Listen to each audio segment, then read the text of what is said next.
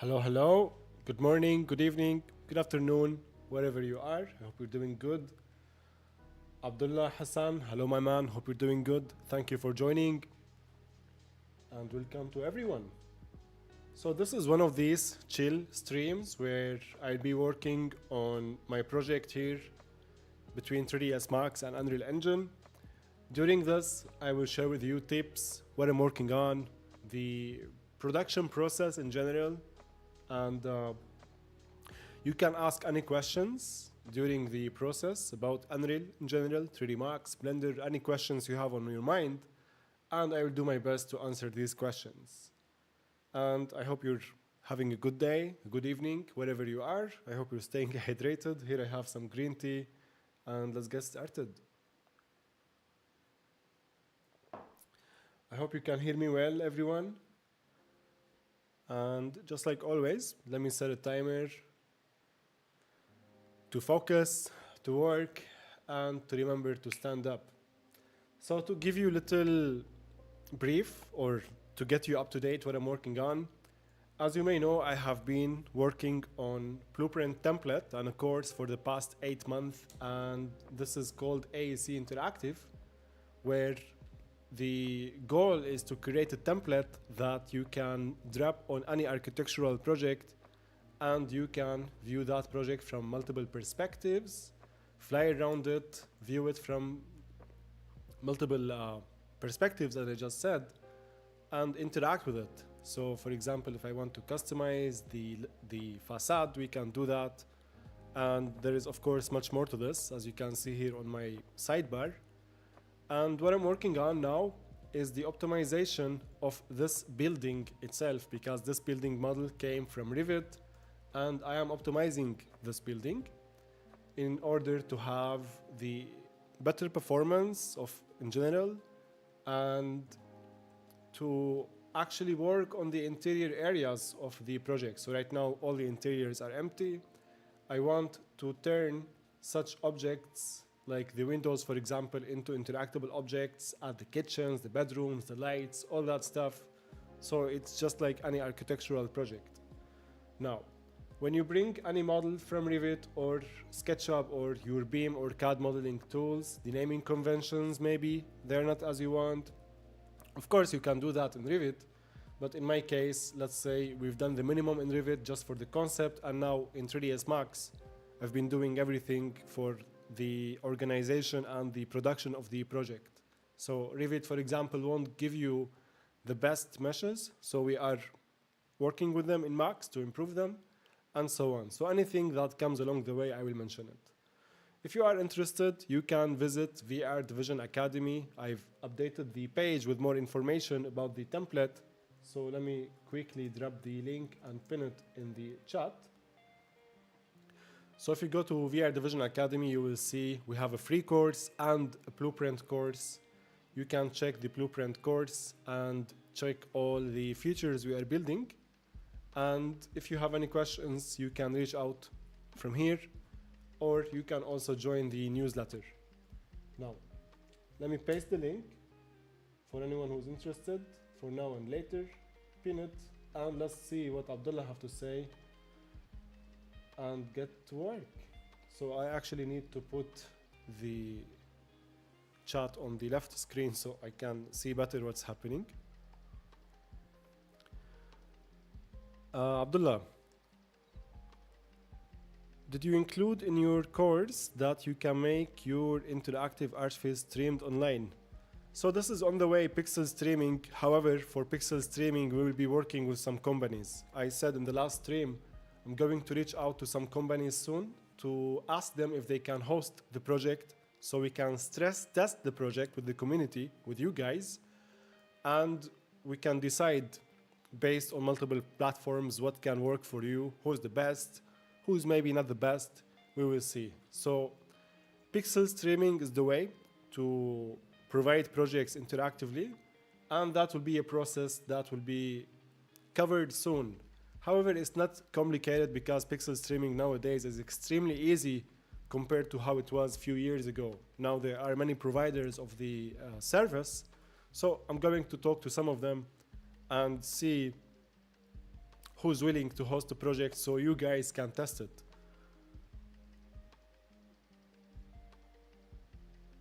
I hope this answers your question, Abdullah. Okay, let's go to 3D Max and let's get to work. So from the last stream, the project was something like this. There were no layers, no nothing. And when I'm working on any architectural project or any project, actually the first or one of the first things I do is putting that project into layers so I can easily access any part of that project and isolate it, as you can see here, and then work on it. So that's what we're doing here today. And let's continue working on that. So I was working on the railings. The railings in this scenario, if you work on Revit or SketchUp, you may import your project and the railings will look like this. So here, if I isolate the selection of this floor plan, you will see that we have 29 objects just for this part here. And then if you select all of these are 1,000 objects. And ideally, when you're working with such objects, you want to attach them so they have less object count. So for each object like this, it will have one draw call. And if you have like 10 floors of these, that's 10,000 objects, and that will really be bad for performance. Of course, you don't want also to select everything like this and make them into one object, because if we are looking at this object from this camera, it will load everything. So you need to find the sweet spot on how you can attach your projects, because there is of the object calling. So this is obviously not a good practice to attach everything like this. So what I did in this scenario, it would make sense for each part to be one object like this. Also, there was some hidden objects that we don't see at all. They are like beam information. I removed them, but that was done before the stream. So yeah, let's keep going. Now, for such floor plan, what I'm doing later, I will simply replace these objects. So I know that my project, there are these objects here that we need to attach, and then all of them, like all other plans have the plans, they have the same structure. So let me select these and isolate them. So now we've organized everything in layers. As you can see, it's extremely easy to select and isolate. That's very important, the ability to navigate your project with ease. So if you use 3D Max and you have such objects, there is extremely useful free plugin called Rapid Tools. It has all these different setups, and one of my favorite things about it is fast attach, and I have a shortcut for it where I select objects like this and simply attach them. Now, Murphy's law is here in action. If something can go wrong, it will go wrong. So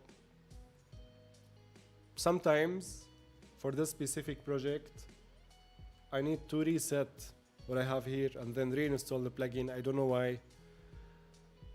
Look forward to switch to Blender 4.5. But until then, let's keep working here. So also every time I install this or I restart the program, I need to download or to set this up again. So let's do that. If you search the internet for Rapid Tools 3ds Max, you're going to find this plugin, Rapid Tools. Abdullah, will I be able to do this after I finish the course? Yes, you will be able to host your project online, so you can send the link to your clients. No worries at all.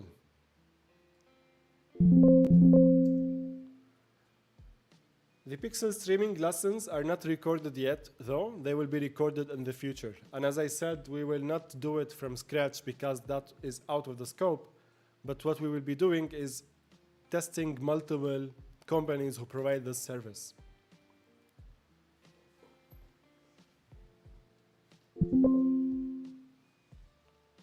Okay, I hope the error messages are not too loud. If they are loud or annoying, please let me know. so we can deal with it.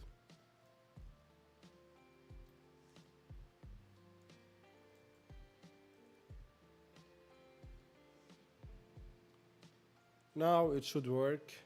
Perfect. So let's just make sure we have our shortcuts and let's attach some objects. What are your specs if I want to buy a laptop? That's a good question. Any laptop that you can play video games on, Abdullah, and computers, they scale with your projects. So if you have a big project, then you need a big computer. But if you are just getting started, I think at 2025, any computer or laptop will work with you as long as you have enough VRAM. Oops, I attached extra meshes. As long as you have enough VRAM, a decent graphics card. So you must focus on a decent graphics card with more VRAM. And of course, if you get like something with RTX, you will not get 4 gigs of RAM, not VRAM, RAM. So I would focus on the GPU, the graphics card, and a decent CPU with 32 or 16, like I would say minimum 32 gigabytes of RAM, and that will carry you a long way. However, Abdullah, I'm not the best person to ask for hardware because depending on the project, like before pixel streaming, we used to get the best in the market. So it really depends on your budget, multiple factors here. But as long as your laptop can run video games, it can run Unreal Engine, it will allow you to learn, then you should be good.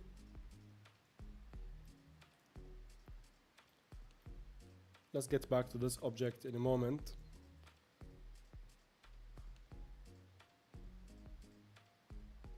Rude, thank you for the feedback on the... Let's do this. I'm going to reduce the sound of the system.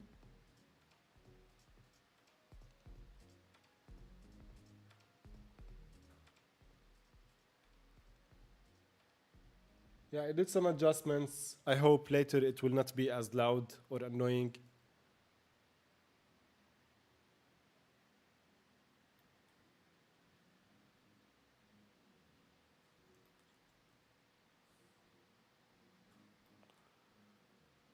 I think I'll buy a laptop with RTX 4070, 30 gigs of RAM, and i7. What do you think? I think that's decent. I think that's decent, Abdullah. You can always upgrade, but you need a place to get started. And 4070 is fine. It's a good GPU.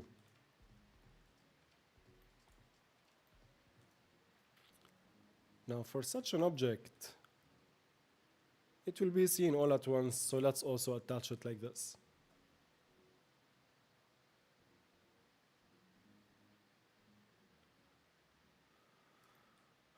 Okay.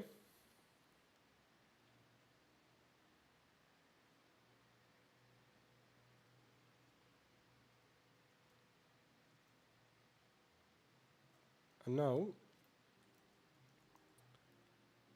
let's duplicate our objects around. So here we have 32, and here we have 1000 something, 970. What I'm going to do is to deselect one, then delete, then make sure that's my active layer, then create a duplicate like so, instance them for now,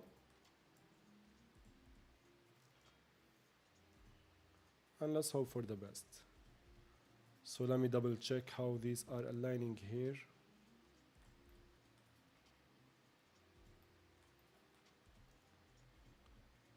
I think they are looking fine.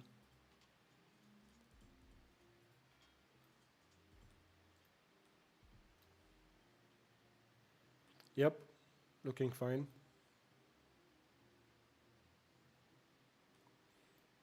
Okay.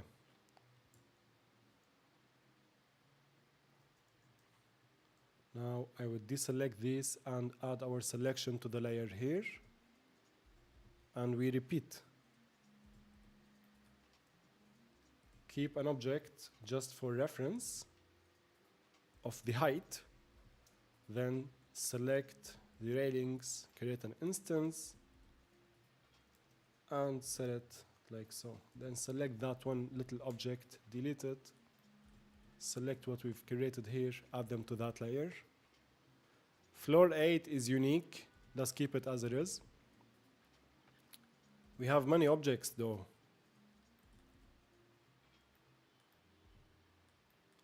Maybe I forgot to replace some objects, so we'll get back to floor 8. Let's come to floor 10.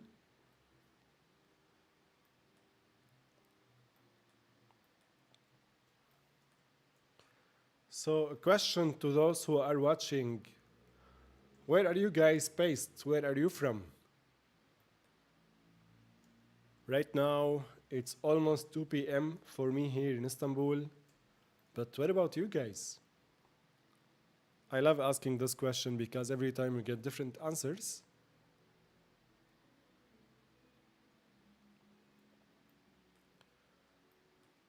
So as you can see, this is like, instead of working on each floor individually, we just work on one floor. Then we can duplicate what we've created. Rude from Belgium. I think it's 1 p.m. for you. How's your day? How was your week, Rude?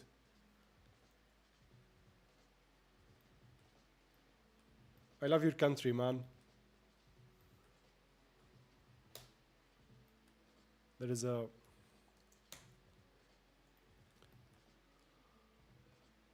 one of my favorite movies is shot in Belgium. So let's move these to this layer, and then let's unhide this layer. Then make it our active layer. And if you're using Blender, we call them collections.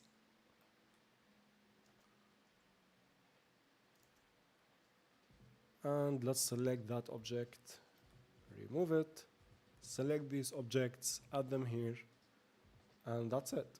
Now let's unhide this part and let's see what's up with the 159 objects. Did I forget? Yeah, of course I forgot. Thank you for the bug 3D Max. So without this plugin, Abdullah Hassan, I'll buy the course today, the pro one. Wish me luck. Hey, good luck, man, and welcome in advance. You will find it amazing, brother.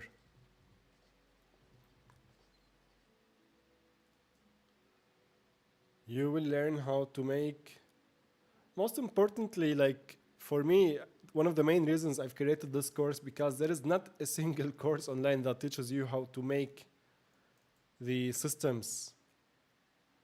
For me, I want to be able to do multiple things in a project, and it was such a journey for me the past 8 months trying to learn all these things. So welcome, man, and I hope you will like the course. Not I hope, I'm certain you will like the course. Especially if you're looking to learn Blueprint, to bring your projects to life, to make them nice and interactive. That's the goal. So fast attach is not working anymore. As you can see, they are without the plugin. How many steps we do with the plugin, how many less steps we have to take. That's why plugins are extremely important. Can you work? By the way, how is the error? It's not loud as now, I hope. So let's select one object, attach, A. I hope this is the only remaining part. And here, the procedural modeling in Revit, we can get rid of some objects. Less is better.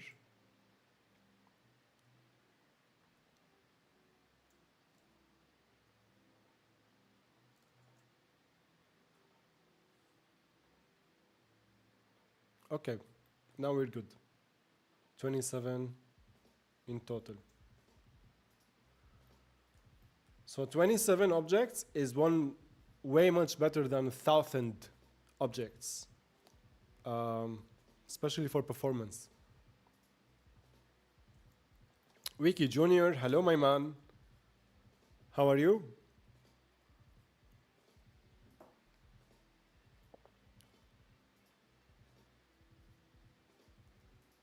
So let's get back here.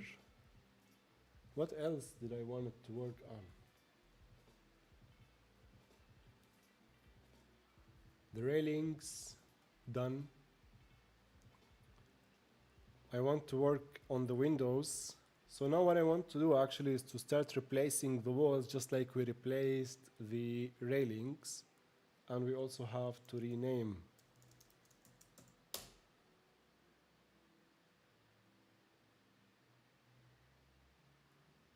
I have a to-do list on the side. Good, good, need some coffee. What are you up to? Always need coffee. For me, coffee is the first thing I do when I wake up. I wake up, I go to the cafe, spend 1 hour drinking my coffee, reading some books, and then I come back. I was working for a couple of hours, and then I was, okay, I need to go live to say hello and to work together. So now what I'm doing is drinking some green tea, and I'm optimizing the building we see here from the last stream. I made everything into layers, and we will continue now duplicating things around to have the ideal architecture. Now at some point later I might make some objects smaller because of the occlusion culling, but that will be for later. For example, this house or this part can be its own wall, this part its own wall. We will take care of that.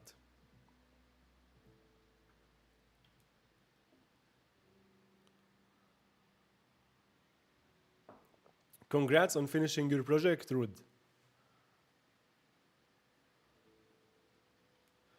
I need to remember the name of the movie. I didn't see it in 4 years, but every couple of years I watch it.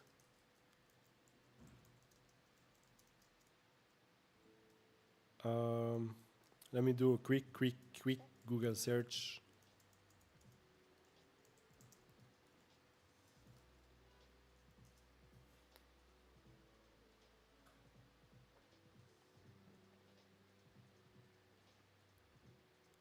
It was on my mind, you know, when I was saying one of my favorite movies. Now it's gone.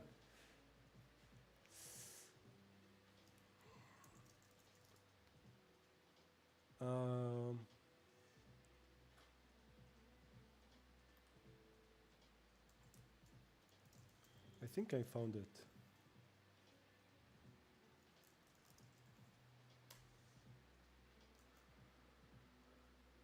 Okay, I found it.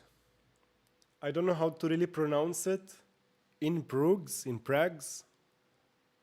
This one. It's very interesting. If you like action movies with interesting story, drama, some comedy.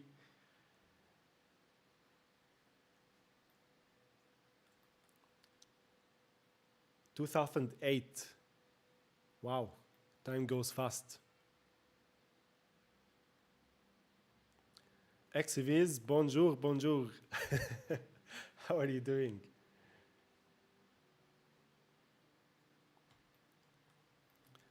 I've seen it like 7 times, that movie, in Prags.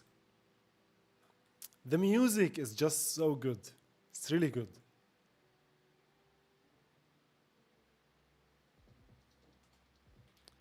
So this is the floor plan that we fixed from the last stream.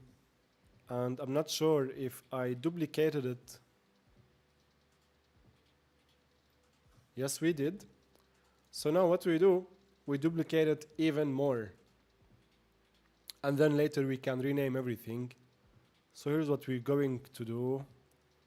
We're going now floor 5 and 6.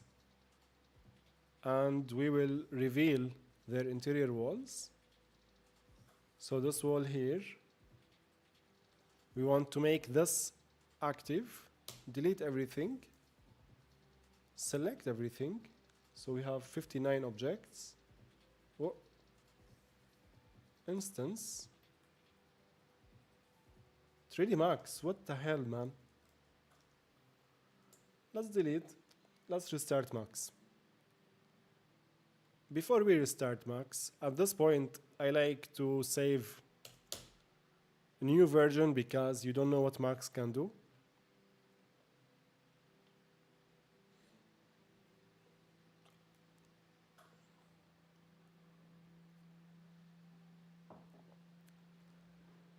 One of our most beautiful cities too.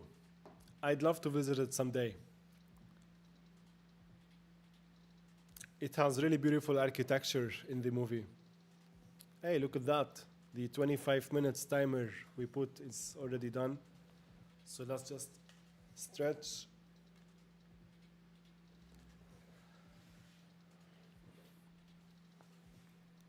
It's on my bucket list to visit that city. And here is for another 25. I hate the sound. Abdullah, search on YouTube Unreal Engine 5 Archviz web app template. What do you think? You could do that. Like, I always encourage searching. You will find some companies who are providing this service, Abdullah.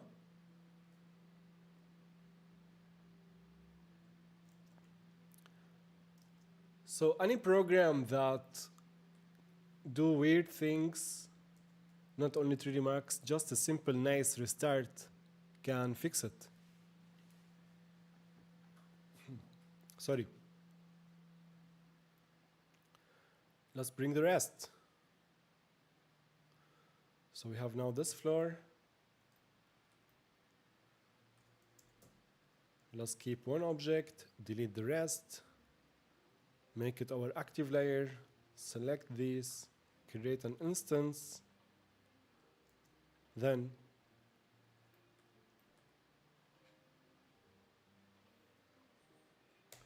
delete it and add these layers to our current layer. And we can do the same on these floors. So once you fix the floor plans, depending on your project of course, but once you fix the floor plans of one project, you can duplicate all other floor plans to the rest of the floors. Of course, you don't want to fix every single floor plan individually, redoing the same steps. So what is easy here, select these, keep one for height reference, make sure that this is our active layer, create a copy like this, and snap them like so. Select that object. Well, before you select it, add this to your current layer, select that extra object from the layer and delete it and repeat. Now 8 and 9 we need to fix them manually because they are different, but 10 and 11 they are not. So let's take care of that. And when there are times where you have multiple steps that are identical, for example, revealing all these layers, I would like to just reveal all of them as a start, because we know we will replace all of them. So let me just quickly do this and I will continue reading the chat together. Get back to you.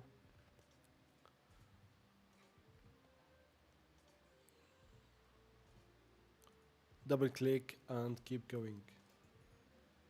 Hey, look, I have a layer with its friend here where we have these two together and the windows are empty. So we can select, deselect and add the windows where they should go and hide them. Okay. There is a Russian guy who's providing Archviz template along with the course. What do you think about that? I think that's great.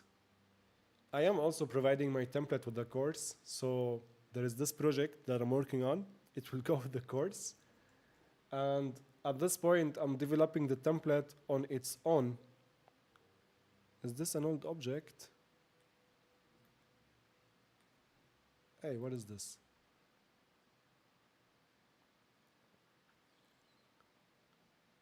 Prune scene plugin might also be helpful. Let me quickly Google that. Prune scene 3ds Max.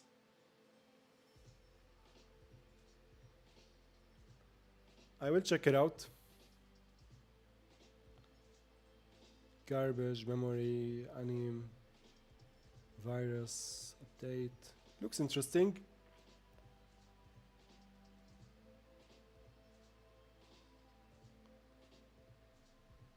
How's the music, by the way, guys? Is it fine? Is it too loud? Is it okay? Thank you for sharing, brother. His YouTube channel is Norse Kas Architect. I know that channel. They are good people. His projects are nice. I think he's using ArchiCAD and Unreal Engine.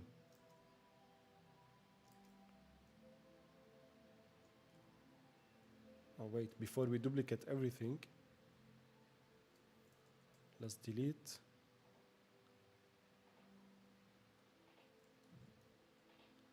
I never tested their projects though. The first impressions are good. The quality of the project, they look nice. The streets, the people, the meta-humans.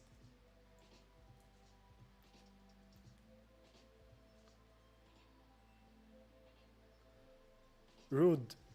It can be a lifesaver, real lifesaver. Yeah, man, when it comes to big scenes in 3ds Max or tools in general, you definitely need a lifesaver to help you clean up the project, name assets, and speed up the workflow. And instead of spending weeks doing something that you can do with few clicks, hell yeah, sign me up. So again, what I'm doing is the same repetitive steps. It's just doing it immediately like so. Let's do an instance, delete, then select, make it the active layer, instance, select and delete,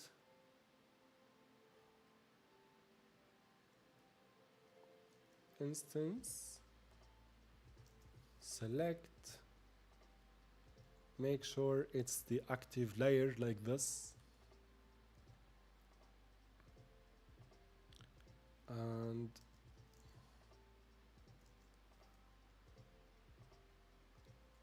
select, delete,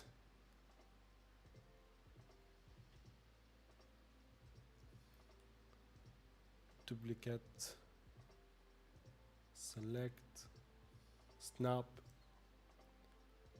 delete. We're done. Easy peasy. Now we have two floors that we can fix together now.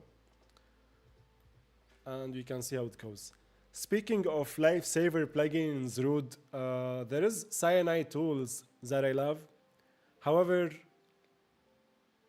there are some specific problems in this specific project they didn't solve for me.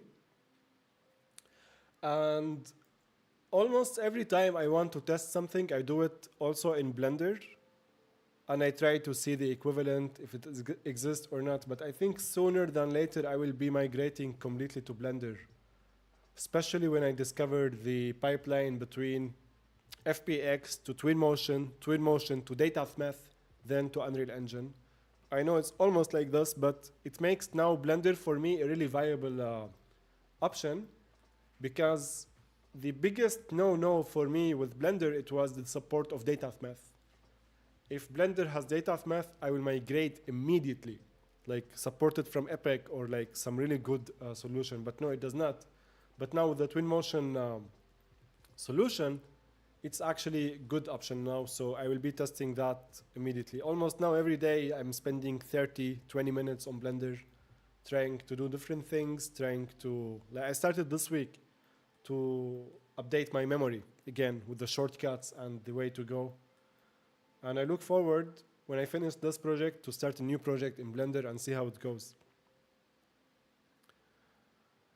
XEVs, but their course is costly compared to yours until now.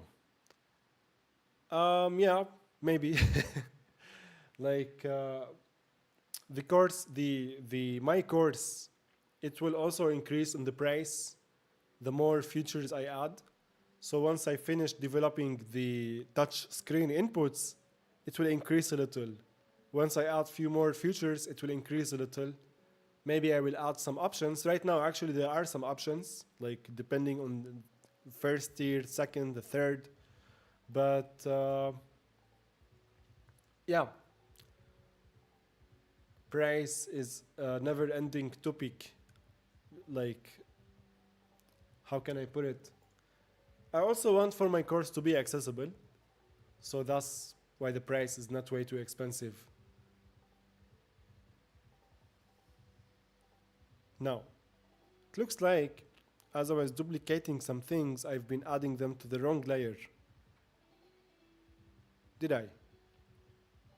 Up to this point. So this is fine. And then, what about this part? This is fine. How? 7, 8, we agreed they are not. But what about 10?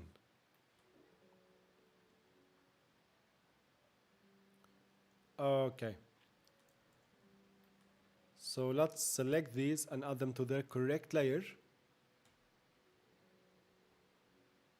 And then 11 to their correct layer. For some reason, they didn't move.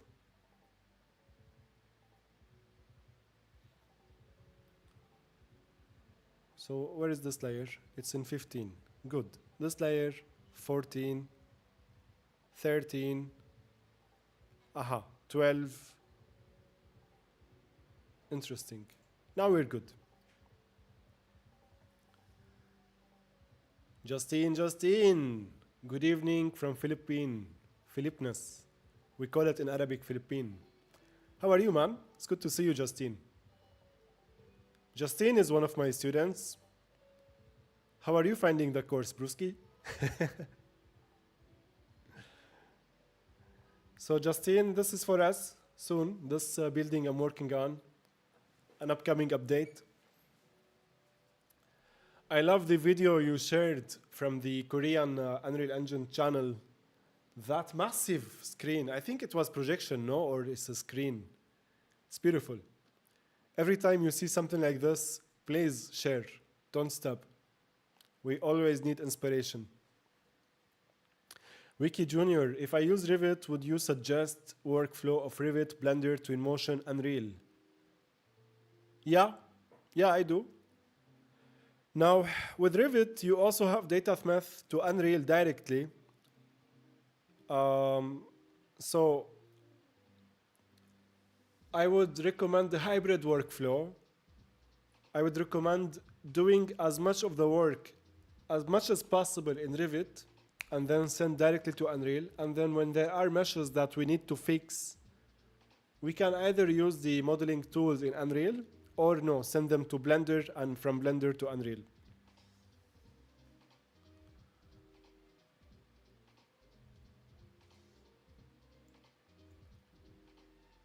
So there are things that we are doing here. They could definitely be done in Revit, I think. However, there are some circumstances where no, they have to be done in a tool like Max or Blender. So this is fine. It looks like I forgot to update this part as well. So let's take care of that. Let's delete. Let's select the interior walls here. And let's create a duplicate. I am certain that there are some solutions in Blender, some plugins that makes exporting things to Unreal Engine easier, but I need to test. And we're not talking about exporting a simple scene or small asset or character. When we talk about such architectural projects, it's truly pain without data math. Like, it's painful. So data math is a lifesaver. However, we need it in more tools. I really hope if Epic would consider developing data math for Blender, that would be amazing.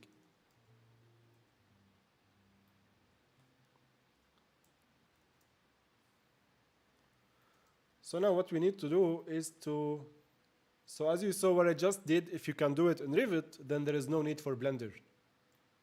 And let's take a look at some other assets where it needs. I think this floor is completely fine. Okay. It is fine.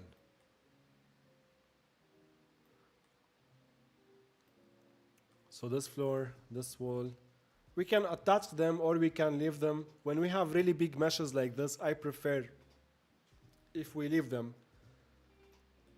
I mentioned earlier in the stream, there are some really big meshes that I need to detach into smaller pieces later. So that's something we will do. Now, when there are meshes like this, what you can do is making it one, or you can make it end here, for example. But in this scenario, I'm going to make it just one. And then later we can do whatever changes we want, no problem. Because once we import the project in Unreal and we start working on the interiors, maybe this wall here, it will need a specific material ID. Or this here, because this here, for example, is the bathroom, right? So this here, it will need a different material than this part. So if you can do such things also in Revit or in your tool of choice, you can skip having a specific program. But sometimes you have no option but sending your BIM data to 3D application so you can process it, so you can send it to Unreal. And it really depends on the project, on the timeline, on the requirements, and so on. So one other example here, so we already fixed this, but let's select these meshes. There are meshes that have such vertices, and these vertices, they are fine, but they are also not. So in the last stream, we were removing them manually. I said there are plugins. I tried some plugins, it didn't work. In Blender, there is limited dissolve, it works. And in 3ds Max, if you use turn to poly, it will also help you get rid of such things here, okay?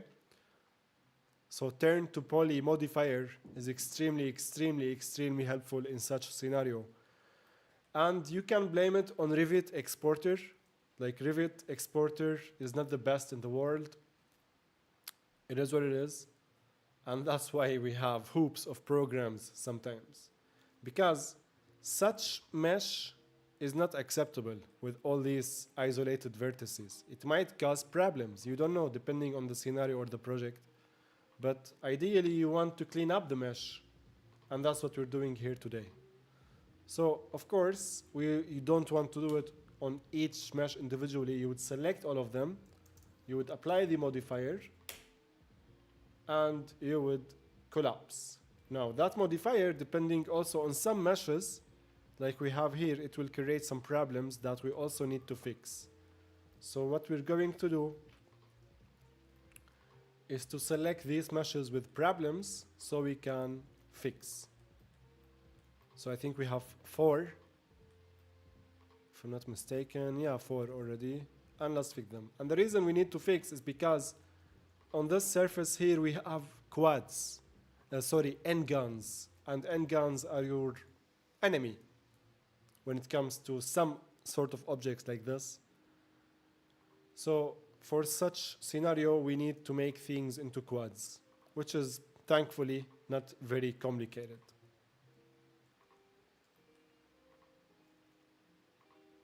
So let's select the vertices.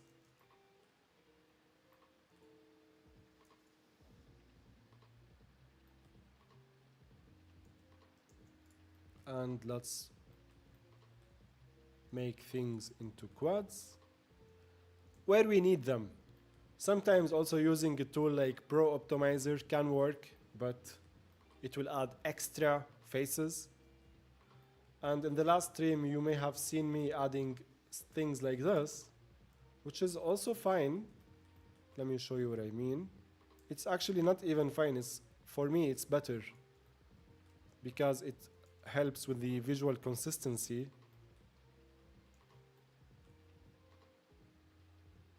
And keeping the project visually nice. So let's do this. And let's do this. Sorry, I'm not looking at the chat. I'm just focused here for a second. If you guys give me a second, I would appreciate it.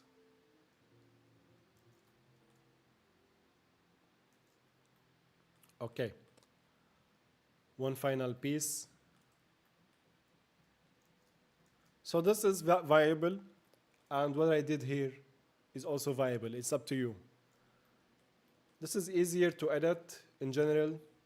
This is still easy to edit, but visually it's not very satisfying for the OCD, is it? Okay, let's save. And let's take a look at the chat. Muhammad Abdulaziz, it's good to see you, man. Can you increase the mic volume to hear you clear? I think the sound is fine. Like now my mic volume is on the maximum. Can I check? Can you hear? Is it worse? Better? How is it, guys? Maybe I need to fix this program. I clicked here, something happens. So how is my sound? Is it fine, guys?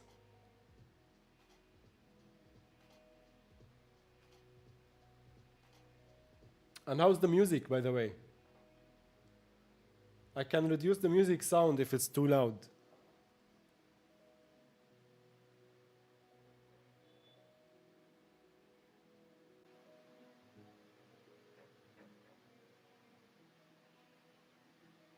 Okay.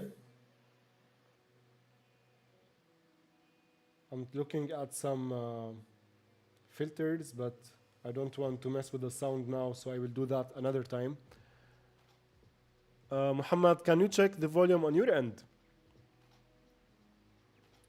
Wiki Junior, well, you can split walls in Revit and copy to all levels. The main thing I find it a big job in Revit is small details like chamfer kitchen, tables, and cabinets.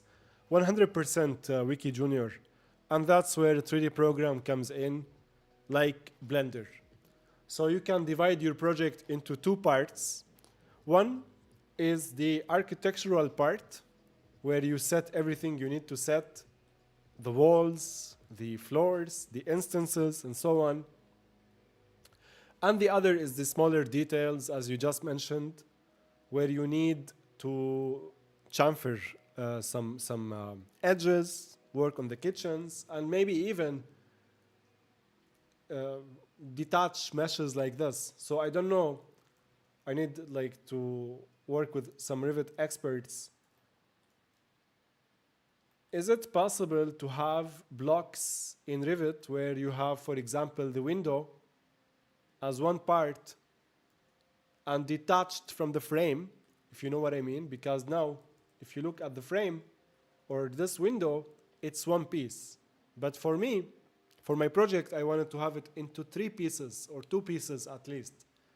The static that won't move, and then the object that would move, so we can open and close the sliding doors, for example. So such windows and some other doors, they all need some processing, and that's why we need 3D programs.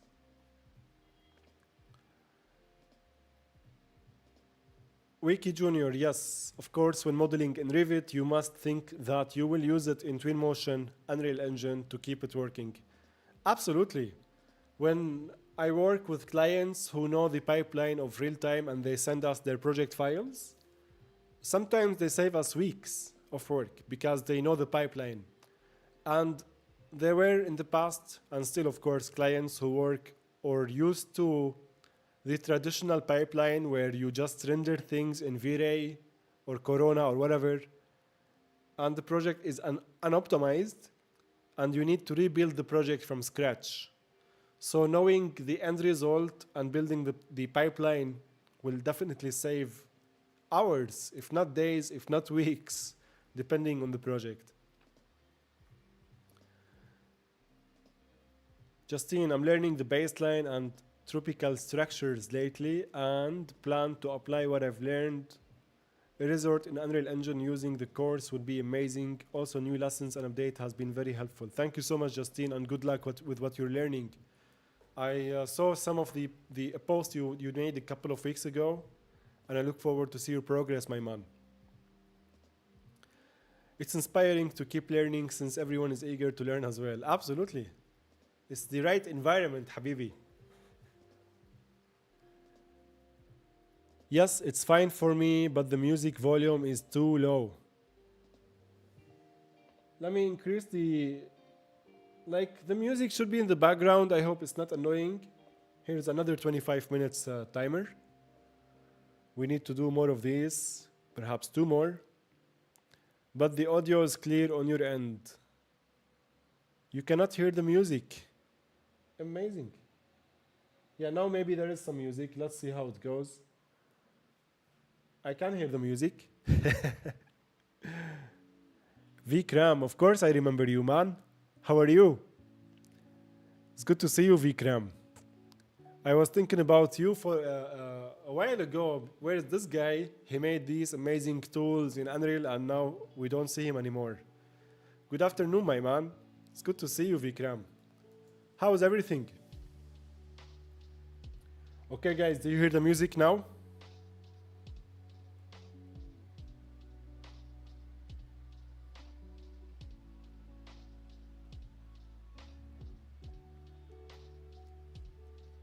Right. I'm glad to hear you're good, man. I'm glad to hear you're good. Have you been working on any other tools lately? How is it going?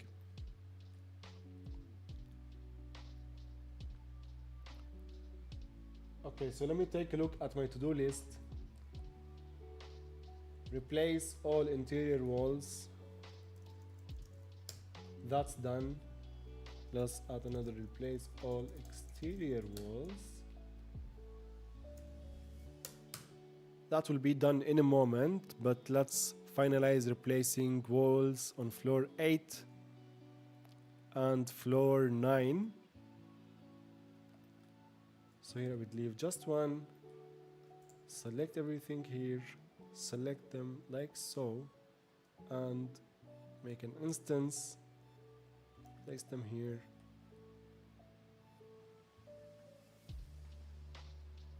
I added them in the wrong layer. Good job, good job.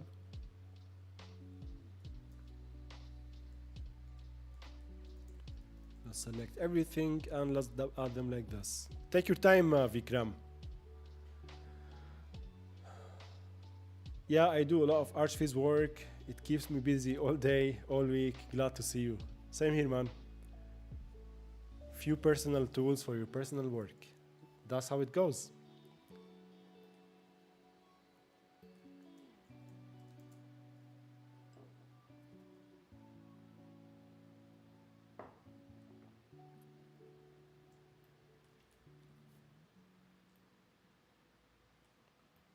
Okay. Our project is definitely much better than it was earlier. Let me hide the volumes. And now there are other areas I need to work on.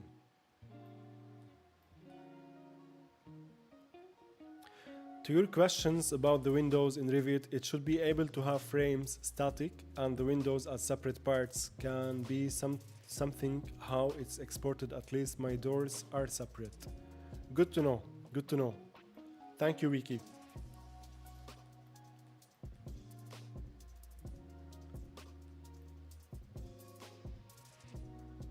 Okay. One thing we can do together is dividing the floors. I'm like thinking what can do. Actually, let's take a look at the exterior walls real quick together.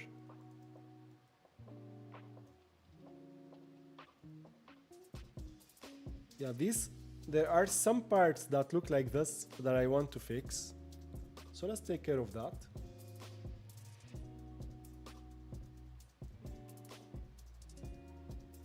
Again, bruh. The shortcut.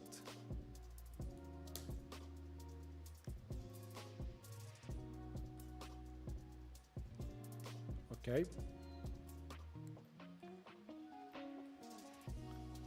So I'm leaving these separated. This is one piece that we need to detach later.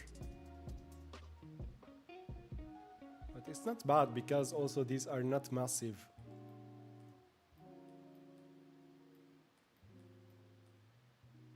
Okay, this is fine. Let's move on to the next floor.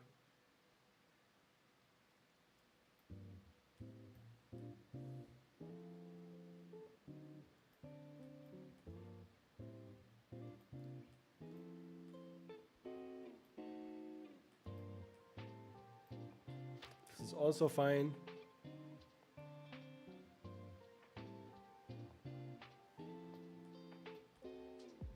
Yeah, this is I need to update, so let's take care of that.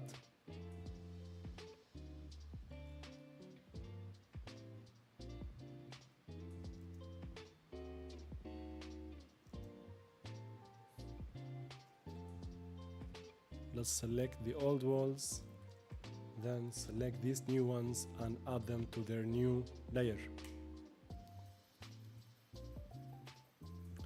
So it depends on the assets we use, Ricky. The Revit assets, right?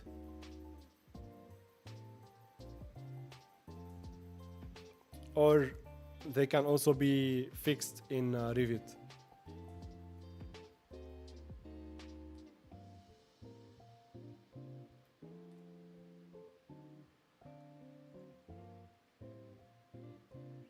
So here I have the windows that should be part of the windows.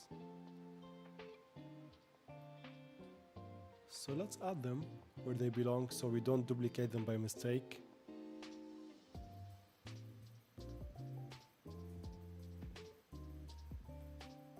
And now this is another layer.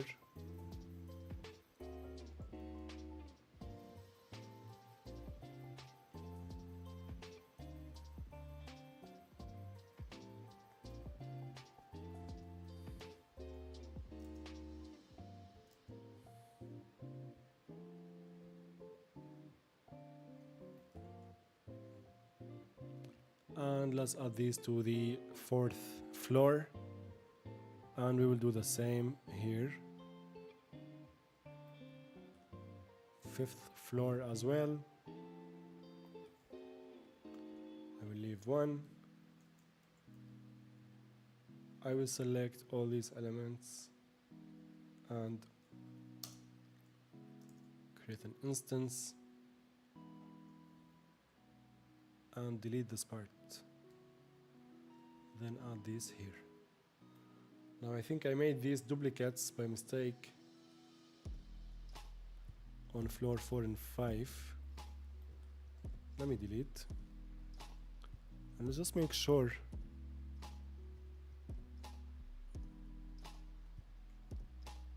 floor 3 looking good.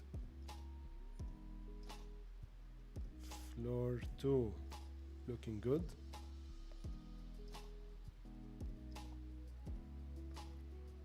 And what about floor 5? Oops. Looking good. Floor 4.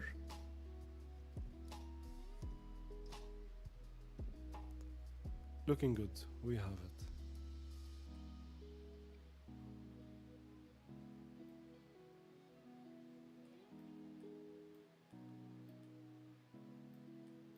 So something I'm also doing is unifying the window sizes. So let's delete the windows we have in this floor for now.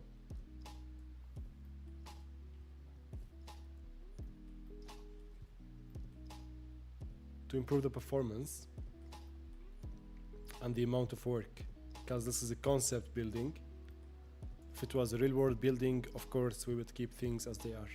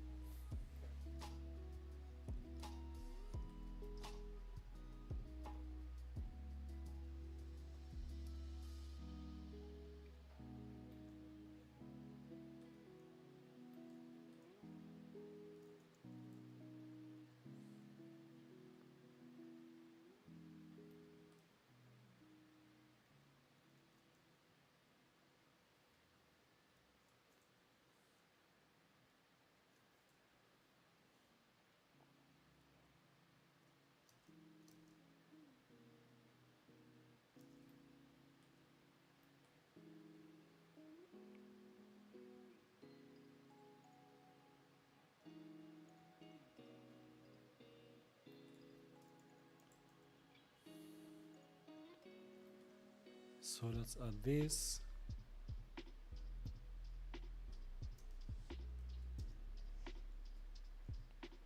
Then select this floor plan, that wall basically. Make sure we've selected everything. And let's do this. Delete the extra object. Add everything to the layer. 8 and 9 we will ignore for now. We will work with 10. And we will work with 11. And with 12.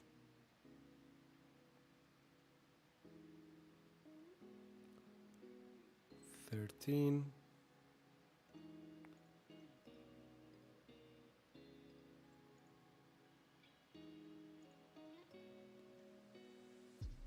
And the final floor 15.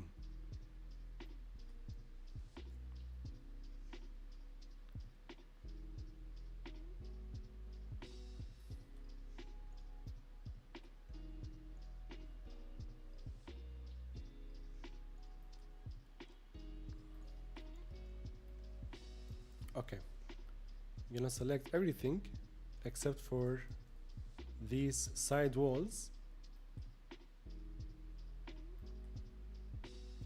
and we will delete, and we will repeat the same process.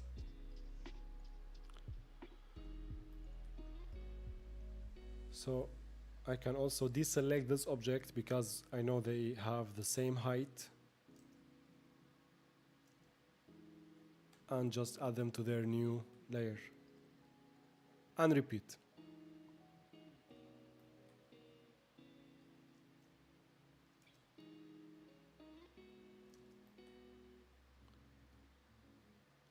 Select the object, select its layer, select the walls, duplicate as an instance,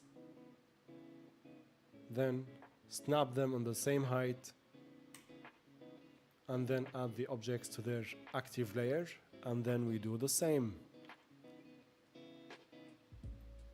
In this scenario, I would select these three, create an instance, and make sure they have the same height. Perfect. Now let's select this Okay, select all its friends, add them to the same layer. Select this, make it the active layer. Do the same. Select this, make it the active layer, and add them like so.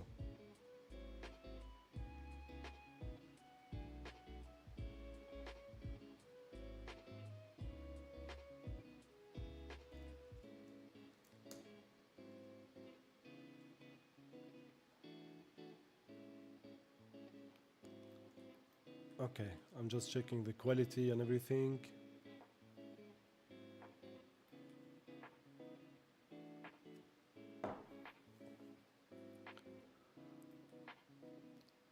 Now we have these two floors, 8 and 9.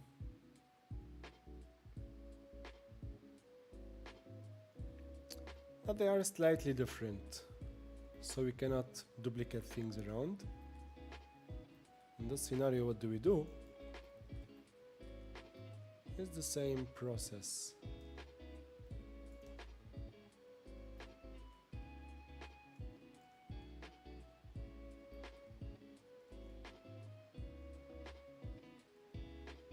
So you can notice what I'm trying to fix here.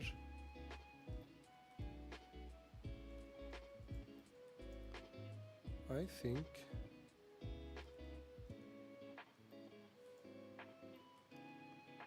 it will be just easier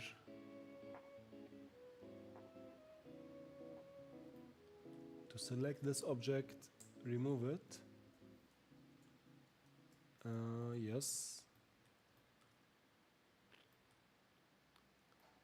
And then let me just put the chat on the right location. Okay. Let's attach. And let's get rid of additional faces that we don't need. So the faces in between objects.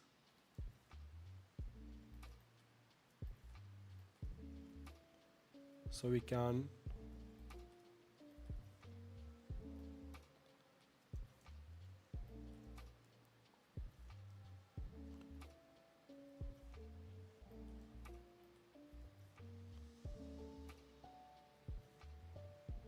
wield the vertices.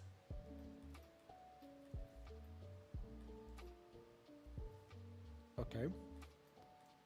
Now we've selected everything. Let's delete. Let's select everything again and let's wield. And let's see. Delete, delete.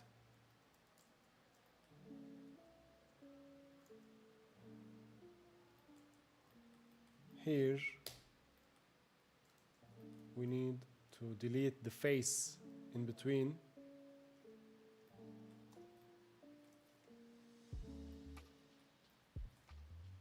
We need to delete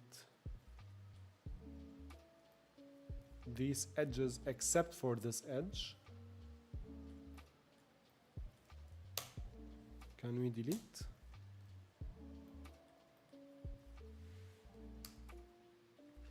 Let's select the vertices instead. That was unsuccessful.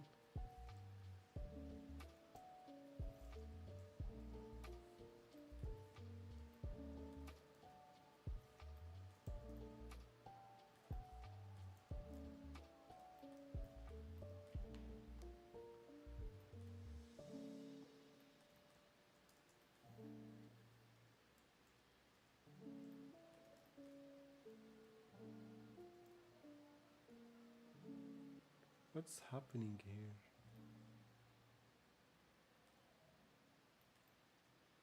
Okay. Now I know why we couldn't delete.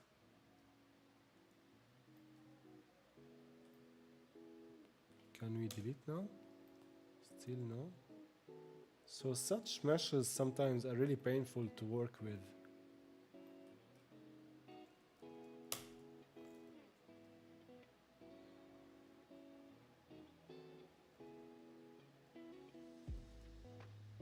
What's really happening here?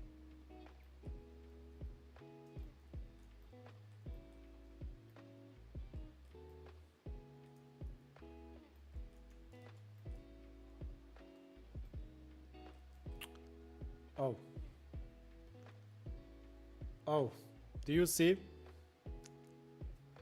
Overlapping meshes, and I was like, what's happening? Yeah, happens.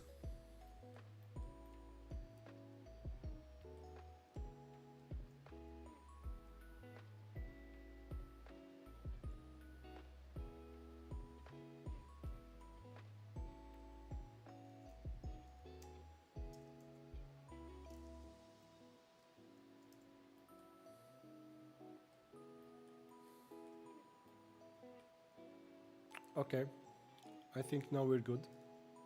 90%.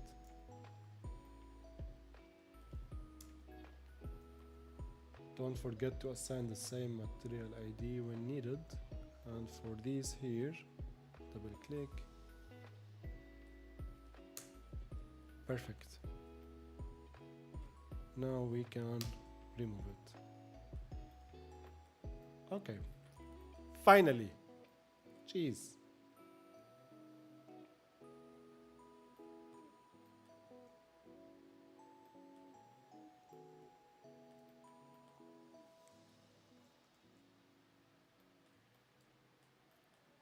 Yeah, I will leave these as they are for now. And attach these. Like, I'm fixing the obvious problems, and then later, depending on how we're gonna use the project, we can continue, because you can spend hours or you can spend weeks.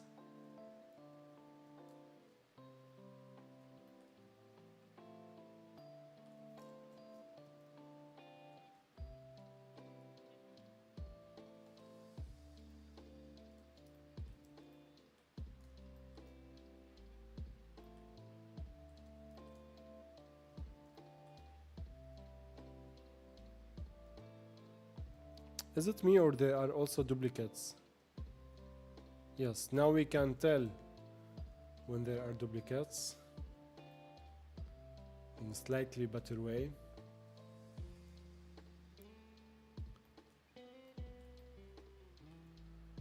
And finally, turn to poly.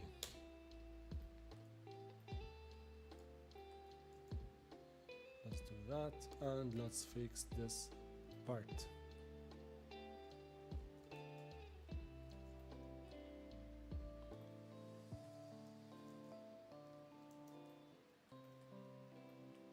All right.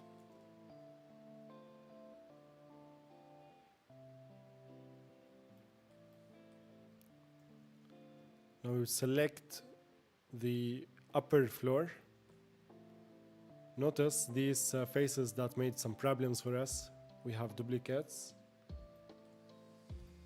And it was somewhere here as well. So now, just leave one for reference, select everything, make that the active layer, and create a duplicate like so. So before we create a duplicate like so, we need to make a copy for now. And then we want to select everything. To add an edit poly modifier, deselect this object, deselect this, and now we need to select all these, if I'm not mistaken.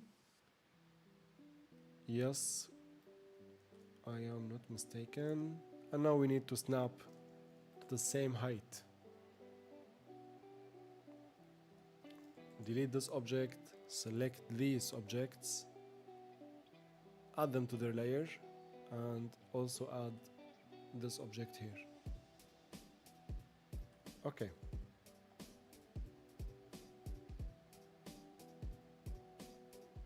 So in YouTube, there is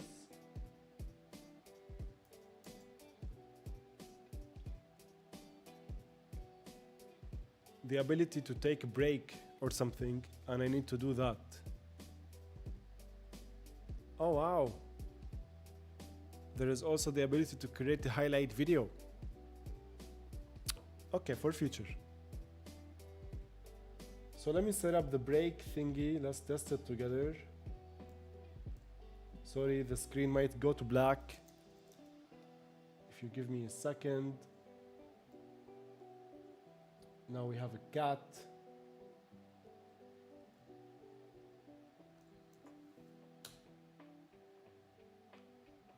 And let me start the brake, see if this is going to work. Yes, it works. Beautiful. I will see you guys in 5 minutes.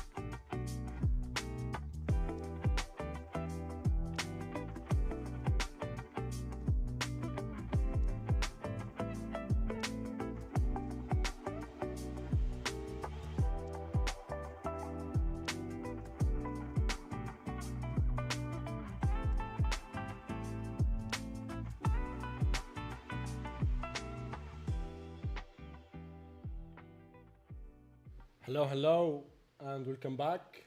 Break is finished. Let me just adjust the music, drink some more water.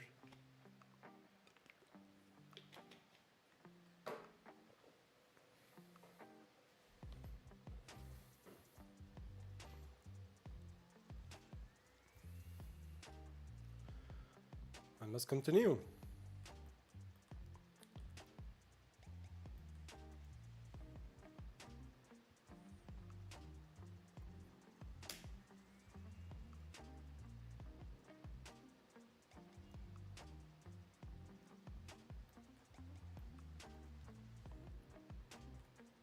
Fix that material ID so we can better see what's happening. Let me just bring up the chat.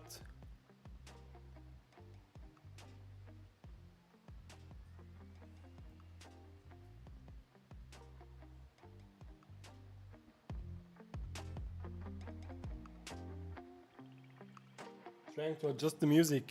If you can hear me well and can hear the music a little, let me know, please.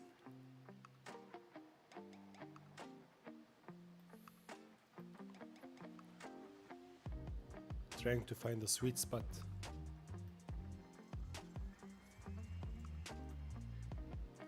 Okay. Now, because I know I'm going to change the windows later, let's create an instance of these.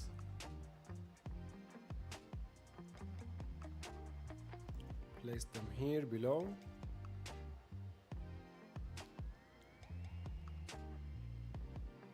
Select all the floors. Here we don't have to, do we? Yes, I did my mistake, my bad. Now let's select this layer, delete. And let's add all these. Okay.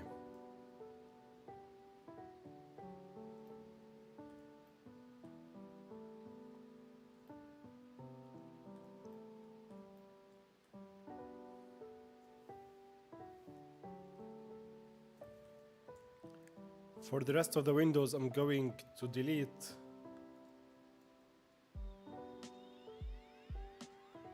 all of them and just keep one by one each for each floor.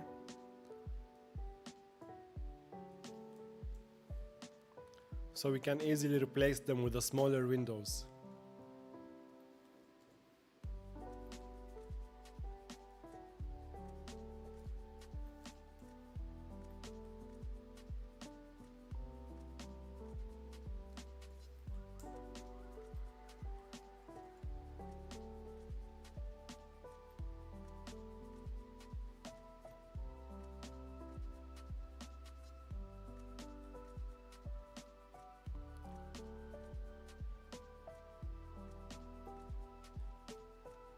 These windows here are fine. Good. What about this floor? It needs its windows fixed.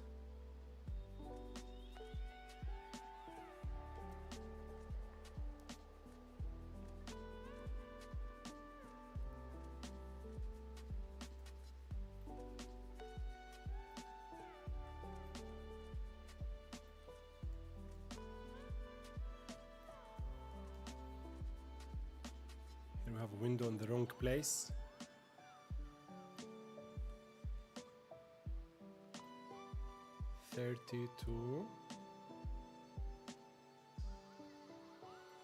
And 32.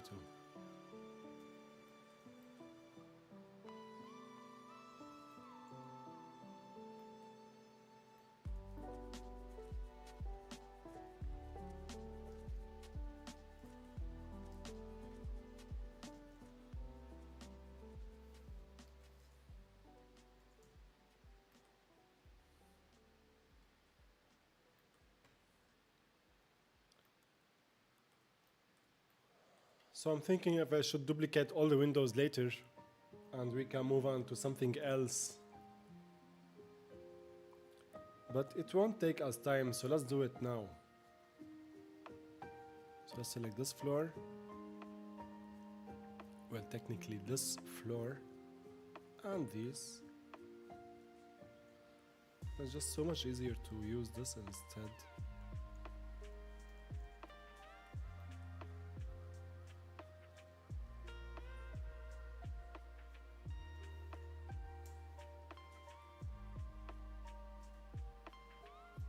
Make this our active layer and create an instance like so, and place them where they should be. Select this, then select the rest and add them to their layer like so. And let's just quickly double check their placement. Looking good. So we have the same issue here, here, here and here. What we can do is to select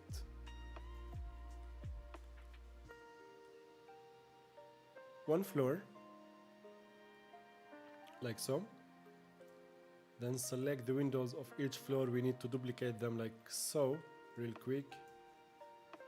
Then select each floor, make it the active floor, and create the instances of the meshes like so.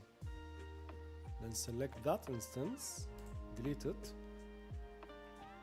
add to the layer.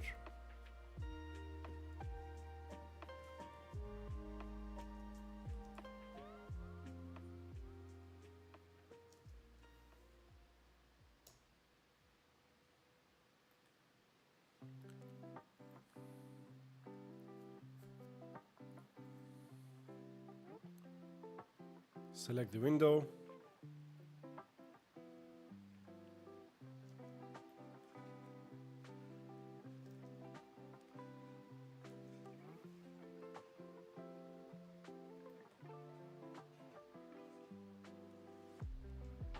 Populate the layer and repeat.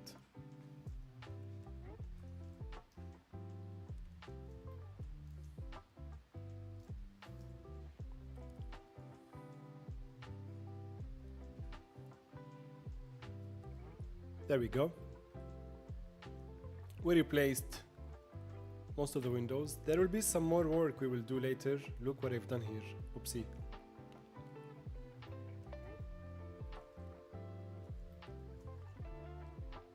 Let's hope it's not bad.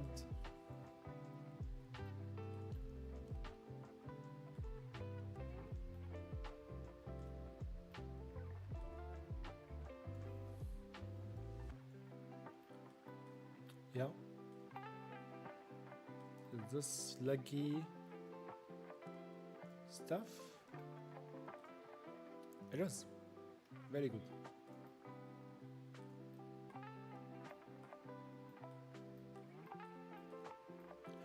At this point of the project, since I've been working on it for a while, I would export it to Unreal to see how it looks, but I think we can still keep pushing on some parts. So let me just check this off my list, replacing the windows and replacing the interior walls and the exterior walls. These are done. Now we need to fix some meshes, or sorry,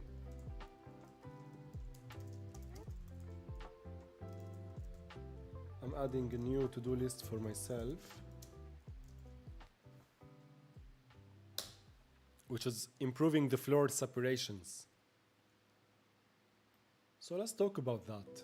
Perhaps we can start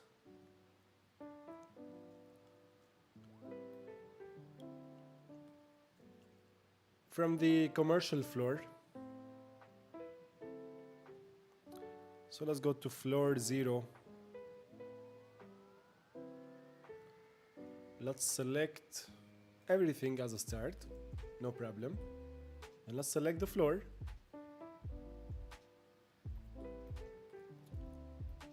Yeah, actually this is fine. So what I'm going to do is to hide unselected. This is very useful for 3D Max users. And we want to start separating the floor into multiple material IDs or elements.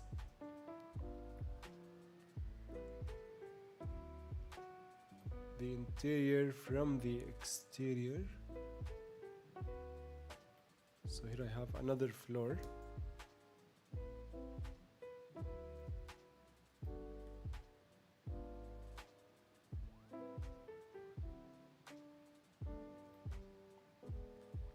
Right now, the floor is one piece. If you want to assign a material, it's the same material across everything. But what if I want this floor to be different from this, to be different from this, to be different from this, and so on?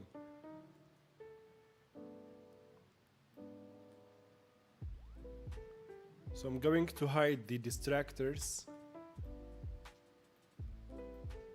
And that's a good start.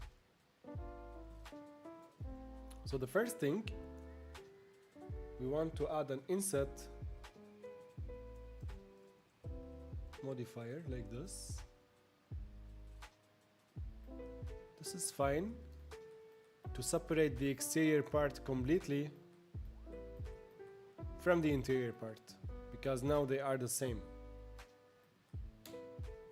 So either an inset, but you know I don't like inset, I like to add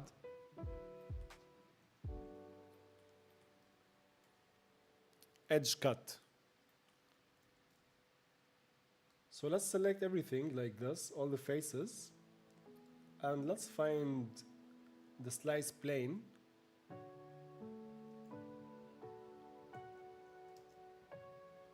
And let's add few slices. One slice here, one slice here, rotated 90 degrees. Let's add one slice here, and let's add one slice at the very end. We need to rotate it 15 degrees. Very good. And there is a slice. That's one. I think we can keep using the slice plane. So let's enable it again. And let's rotate it like so. And let's start from here, this part. Let's add a slice. Let's move it to this part. Let's add another slice. Let's actually keep it on the same rotation. Let's move to this part, add a slice. So I'm putting it roughly in the center of the wall. And now we're good. So now let's rotate it 90 degrees. Let's go to this part, add a slice. It would be useful to add a shortcut at this point. So let me search if there is a shortcut. Ctrl-Shift-Q is for quick slice mode, but for slice there is none. That's fine. It's not much.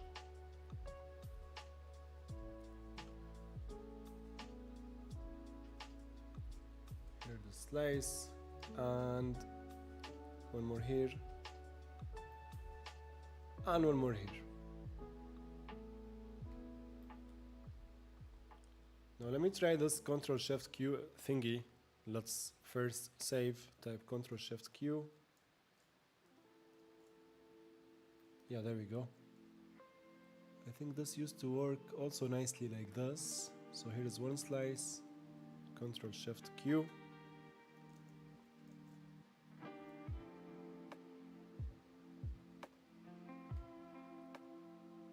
It's not as like accurate in terms of degrees if you want complete accuracy, but I think it's fine.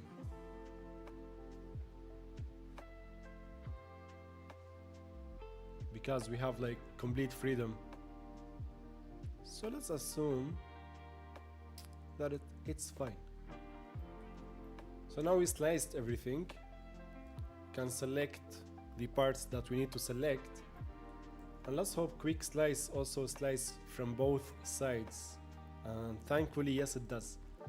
So what I'm going to do is show you the following.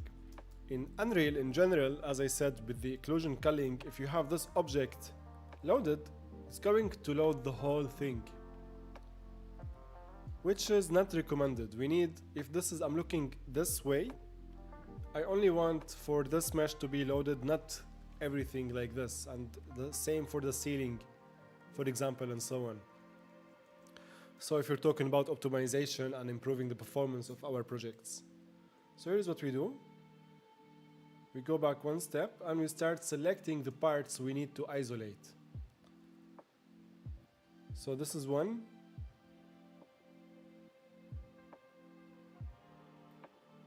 We can select it and we can detach it. So before we do, we need to make the active layer. So let's start with the interior shops. Like so.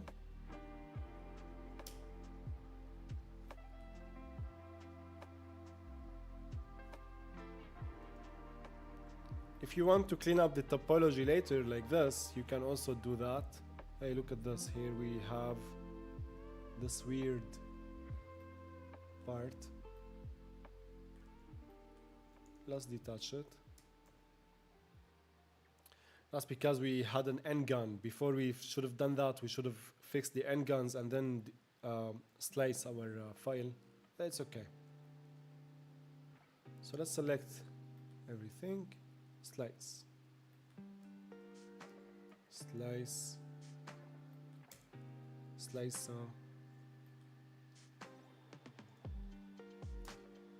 More slice. And now we're left with the hallway. Can keep it for now because we need to give proper names, so the hallway is fine. Now there are parts that we can slightly optimize, as you can see here.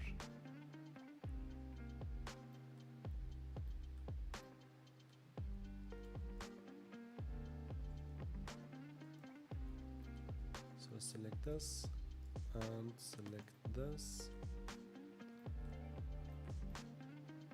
And for any floating vertices,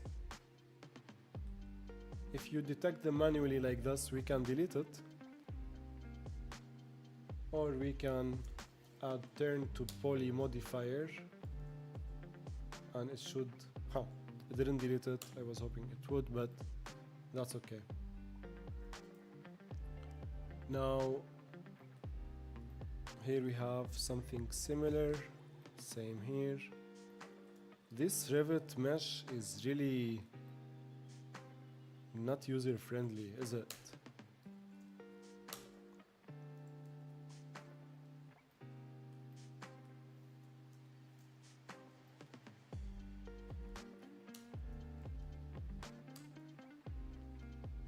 Yeah, it's not.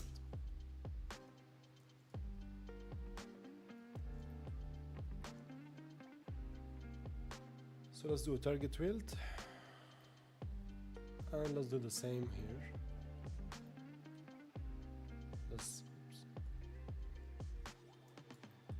We did a target weld, yeah? Yes. So what do we do here is a cut.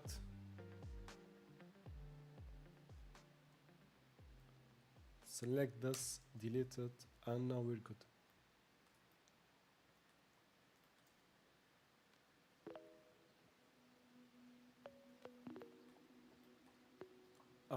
We need to do the same on the other side.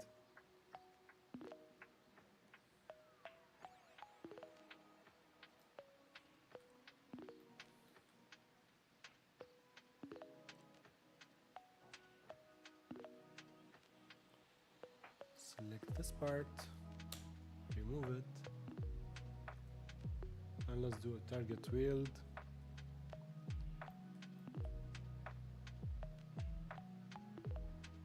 Okay, now if if we add a Swift loop, it should look like this,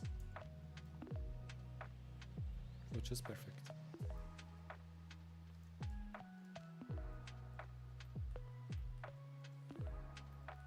Okay.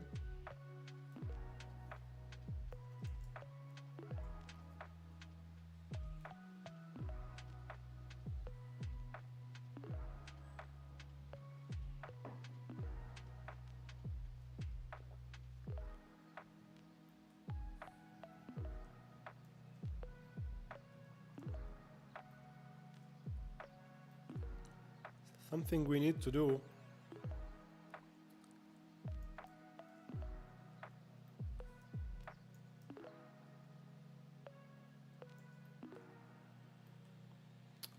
I messed up here. For that, let's select this part, slice plane 90 degrees this way, 90 degrees this way. Let's move it, let's slice it, and we're good. Now let's select everything. Let's add an edit poly modifier and let's select the edges, because I'd like for this material and this material to be different. So the easiest way to select all of them is to select everything and then deselect like so, to select the borders. Now, since we have the borders selected like this, so let's say this is ID number 1, let's set it also to ID number 1. And if we need to change it later, we can easily do that. Let's collapse. Now, if you want to spend time cleaning up the mesh like this, you can do that, but honestly, no need. It's like very simple topology. We don't have hundreds of unwanted vertices and whatnot, so it is fine. And no project will be perfect anyway, and we should not strive for perfectionism. So these are fine. These are not fine, that's for sure. We need to simplify them, change them. So we'll take care of that later. Sometimes what I do is this, is like giving color coding the assets or things I want to like completely replace. For example, the elevators as well. They need work. I would color code them like this, just like I do in Unreal Engine. Now, this part here, this wall, is for some reason higher than this wall, so let's make sure it's looking nice.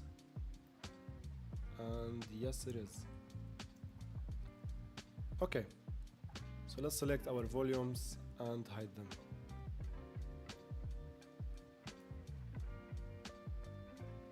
So we want to do the same now on the first floor. It's the residential floor.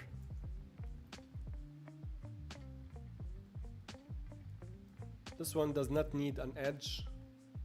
So let's hide some of the elements we don't want to see, like the beams and like the windows and like the exterior walls. As you can see now, there is no way to tell which apartment is which and what material IDs we need and so on. And later, of course, the floor on specific apartments, you need to add specific material on the bathroom floor and so on. So we need to do the same. So let's do the same. First, I'm going to also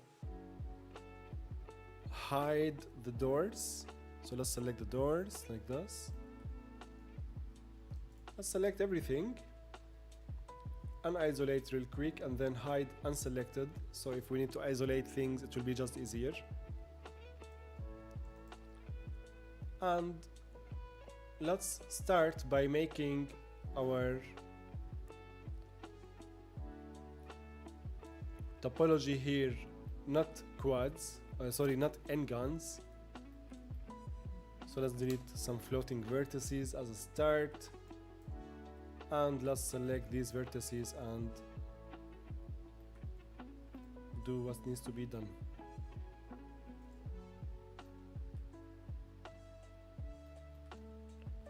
So here we have two edges.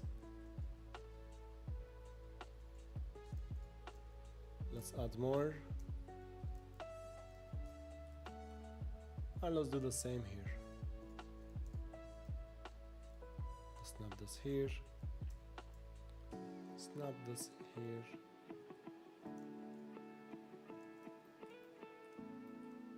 You know what? Yeah, this is important. At least as a start. But I'm not going to overdo it. Now there is something interesting going on. Aha, what is this exactly? Can we do it now? Swift loop? No, we can't.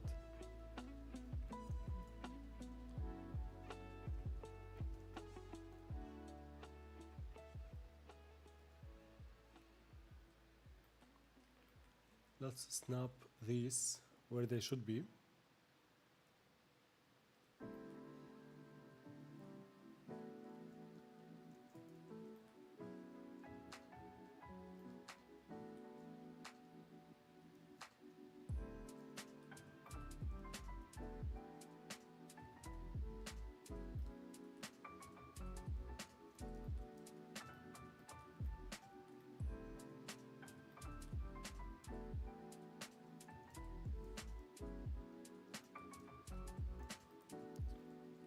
Sometimes the mesh is just really weird.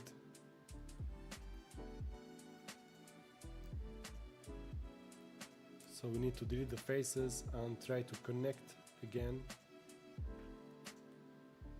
Thankfully it worked.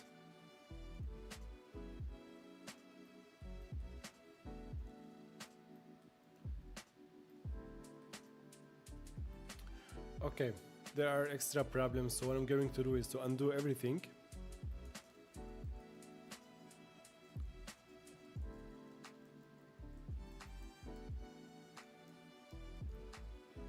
And we will use the walls and the same method we used earlier, which is the plane cutter.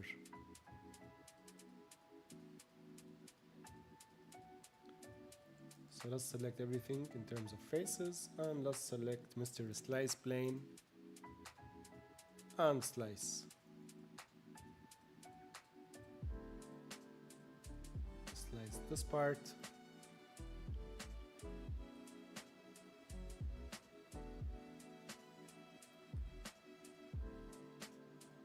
This part. And this part.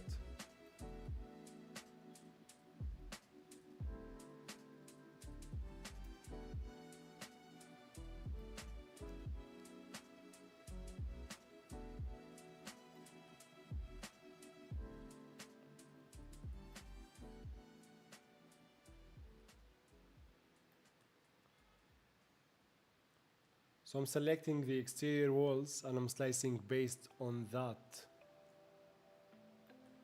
So I don't think we need one here, but we need one here.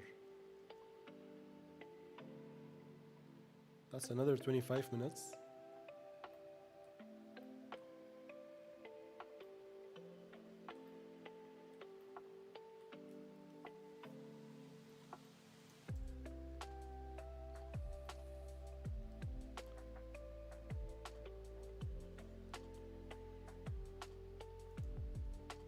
And one here. For that, let's use quick slice.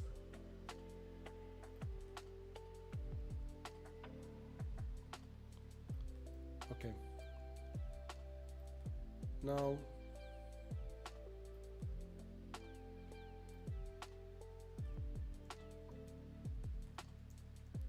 it's slightly confusing at the start, and then we can get the hang of it. And also what can help us a little is the volumes. So where are the volumes?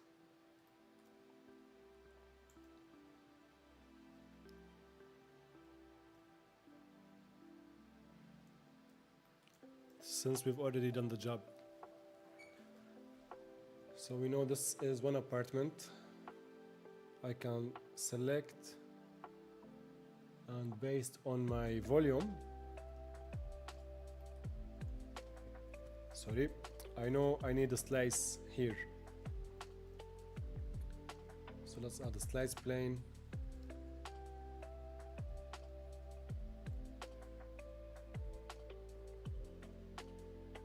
Let's reset the plane.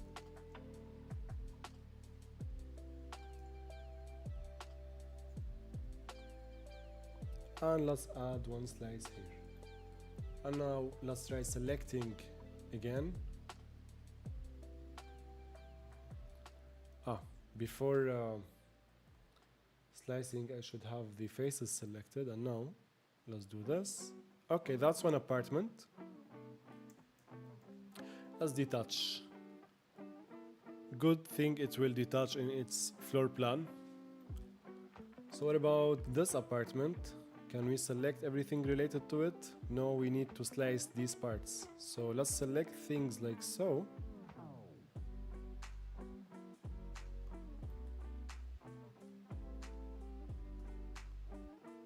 And let's bring our slice plane. Let's make one slice here and one slice here.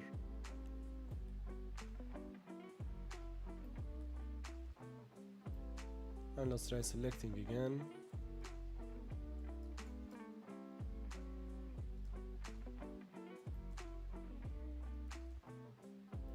Isolate the selection just to make sure this is what we need, and detach.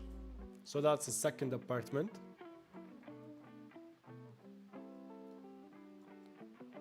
Oopsie, did I extra select? Yes, I did. So let's bring the slice plane again. So the slice plane is really handful when you import your meshes from a tool where you have one big solid ground like this, and you really need to set the boundaries for each apartment like what we're doing here, so we can set its own floors.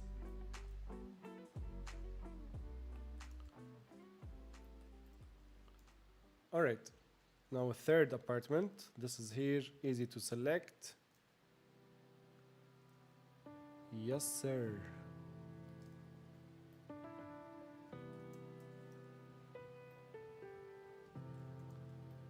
Yep, very good. Detach. What about this? It's also easy to select. And let's see these parts here. So these we need to slice some parts. No problem.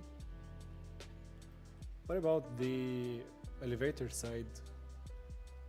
The hallway basically. Very good. Let's detach it. But before we do, let's make sure we've selected everything.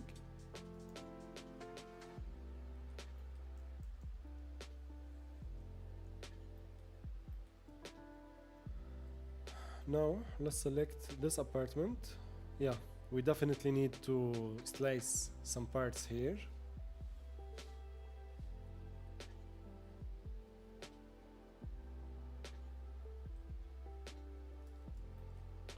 So this part, we need to exclude this area. Here's the slice plane. Here's one slice in the center of the wall here. And here is for a second slice here. And here is for deselecting this part.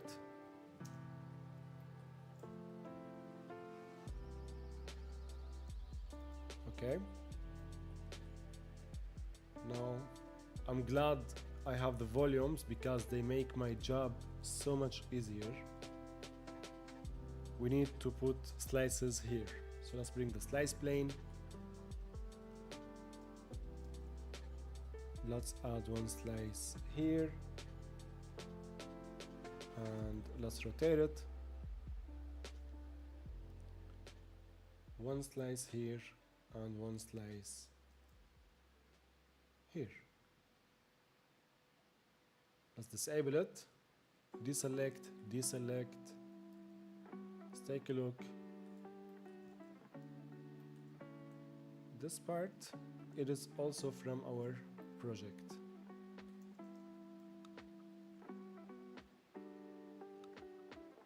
Perfect. Detach. And now this part is already done for us. And because we did some slices earlier, there are some places that we can clean up.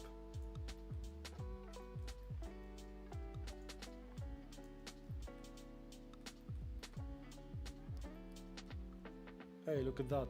Here we took this extra piece. So let's hide the volumes. Select this piece, detach, and attach, and weld.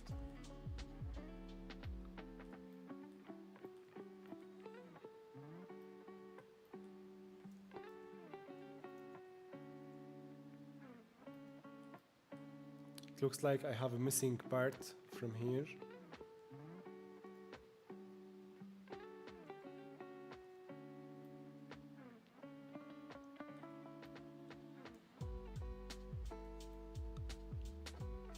It's the opposite actually, it's not missing, but from the ceiling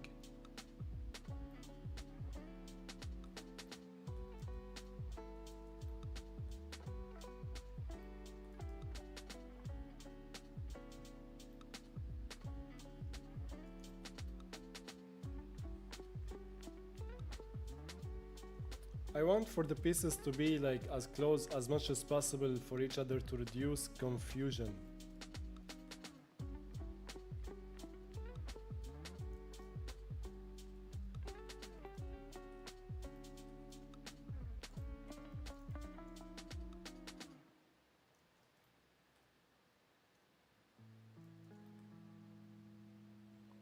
I absolutely don't understand this mesh, what's happening in some parts of it. It's like, how is it even working?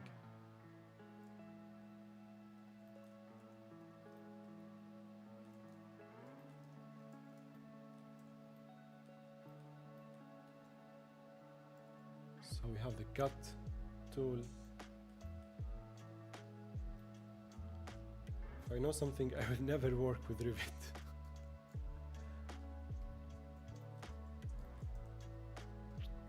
Delete these imaginary breath.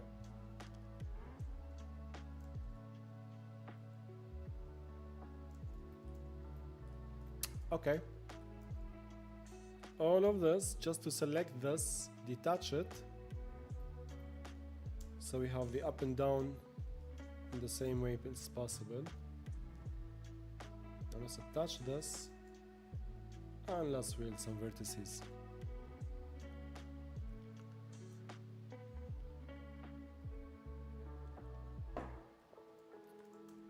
Okay, little cleanup, no problem.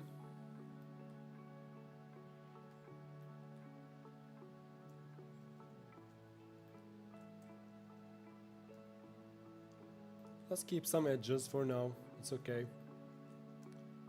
And let's do the following. I definitely want to define some areas later, like where is the bathroom, kitchen, bedroom, to have different textures on each floor plan, as well as the ceiling. Right now, if we add wood texture here, and it will be also on the ceiling, so we need to fix that, which is fine, easily fixable. So as a start, let's add an edit poly modifier. We have just one ID. Let's select basically the lower part and let's add a second material ID. And when you're working with multiple material IDs like so, then we need a multi-sub-object material. Discard, get out of here. We need 2 physical material, should be fine. Let's call this one floor. Yeah, I already had a floor, but it's just one material ID. And let's call this ceiling. And let's assign this. Now for the floor, I had this from the past, so let's basically instance it. For the ceiling, let's give it like a specific color that would help us ceiling. So most ceilings has white color. We can give it the white color and we should be good. We need to use the colors in a way that help us identify what's happening. Now I want to 3ds Max.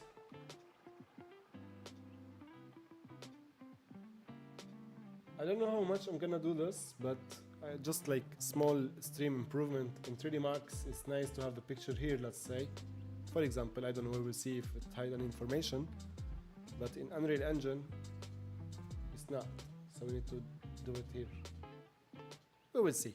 We'll figure it out.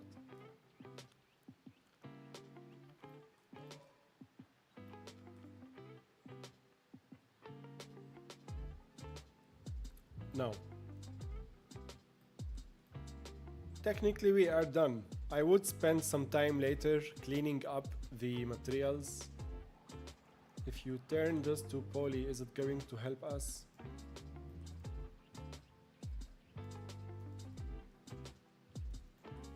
Let's delete some edges we know we don't want. Like this. And for other edges, we can cut one like this, and we can add a symmetry modifier on the Z. Well, first, let's make sure the pivot is in the exact middle. Okay, so this is before. If we add symmetry, it's gonna also do the material ID. That's just a quick cut. It's not the end of the world. And now, let's select these 2 edges and delete. Easy.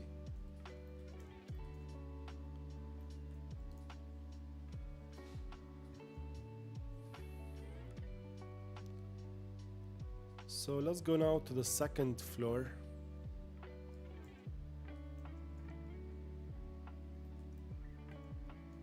Let's unhide all. Let's hide the volumes. This is slightly different because we have the balcony. So we can deal with it, no problem. Thankfully, the building is kind of similar. The floors are not drastically different from each other.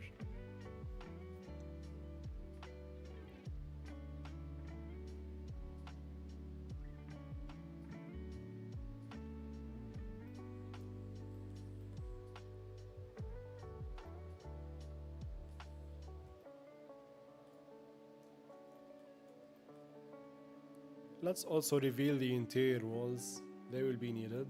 Let's select everything like so. And let's hide unselected. Let's start with the floor. Select everything. And let's start with isolating the balconies to be their own floor. So to do that, we need again the quick slice plane.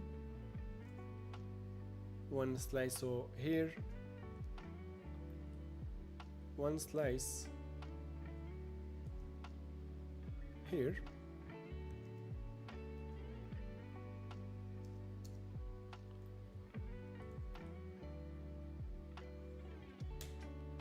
we will need a slice and a slice. So it might make more sense when we do this to focus first on the exterior area,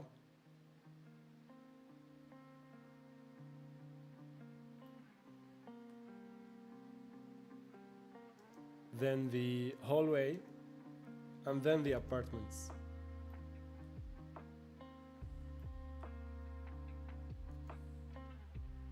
(15 degrees).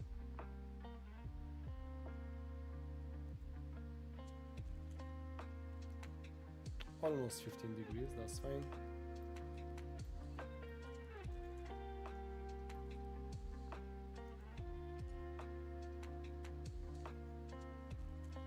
One slice.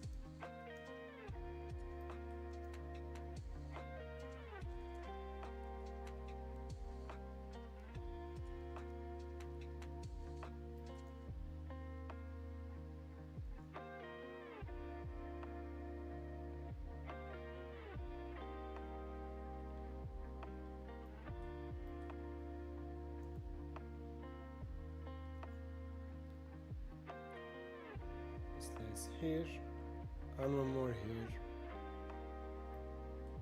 and that part is finished almost.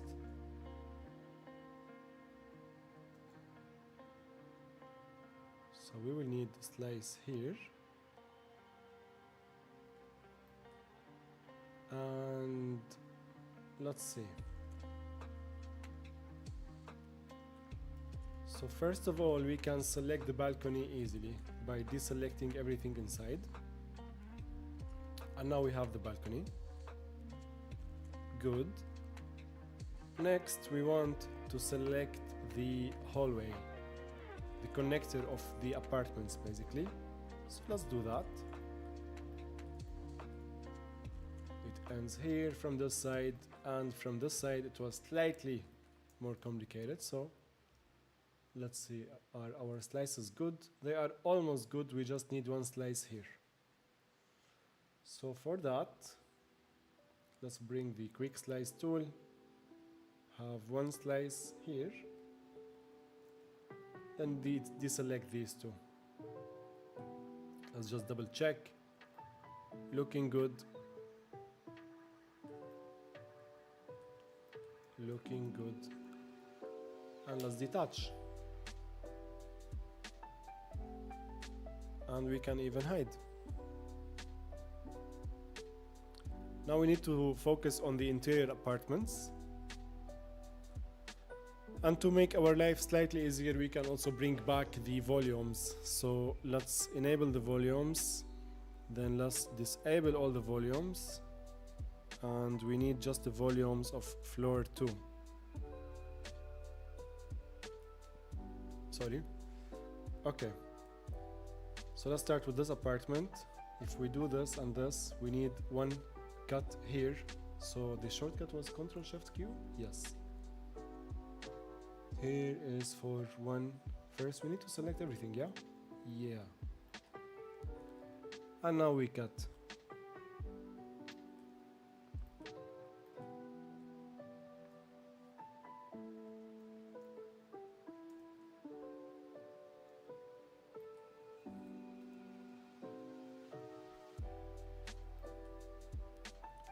It would make it easier to also deselect these parts. Anyway.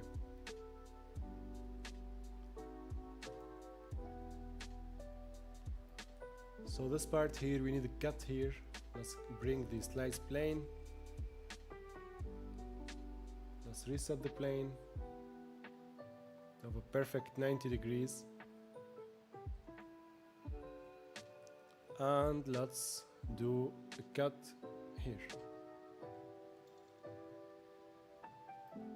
So I'm curious, it's been a while since the last message in the chat. Are you guys still here? Who is here and who is not here? Raise your hand.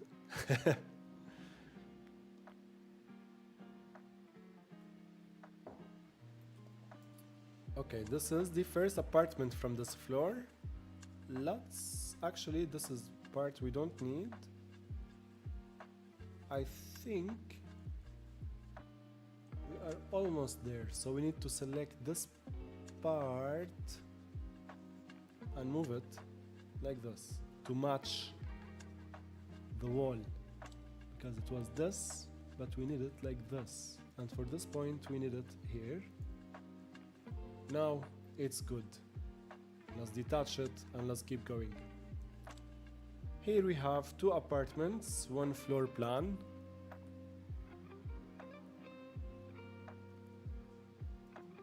Let's select. So this here looking good, but this here almost good. We need to cut this area. So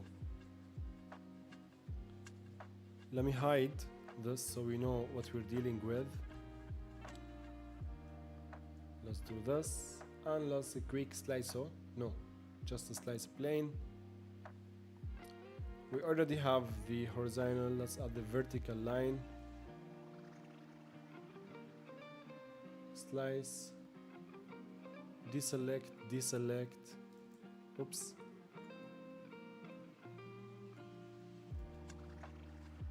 So we need one here.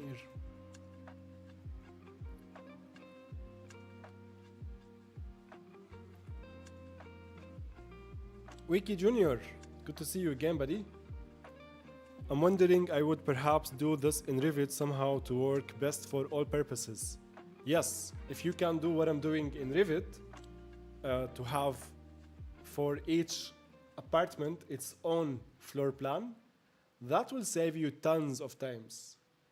Now there is a downside of what I'm doing here. If let's say the architects decide to send me a new Revit file with some changes, that is going to make me angry.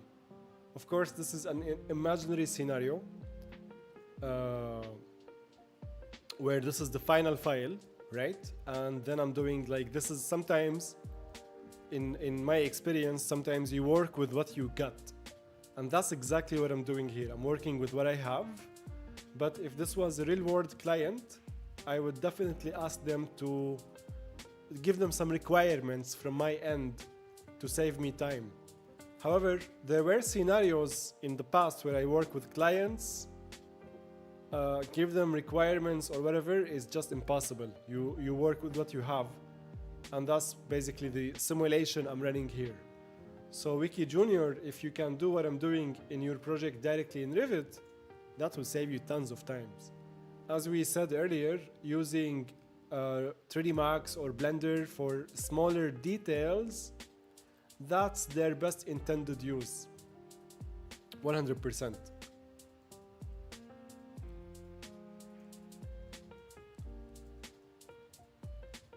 And you can tell that I'm slightly fast with this because I've done this many times in the past.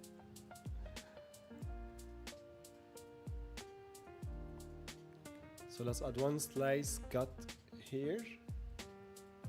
How are you with Revit, Wiki? Have you been using Revit for a while?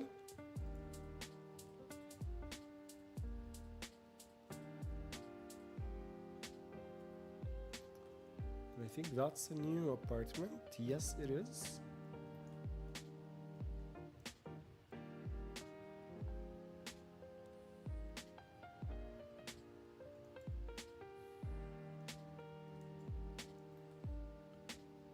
So this is now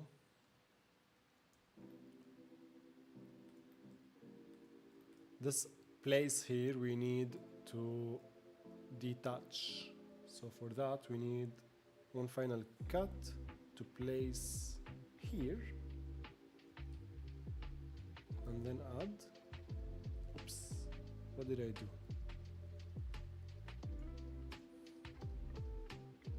Slice plane. Let's add one cut here.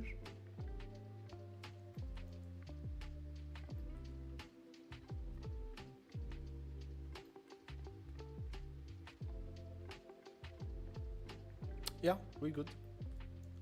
That's the final floor plan.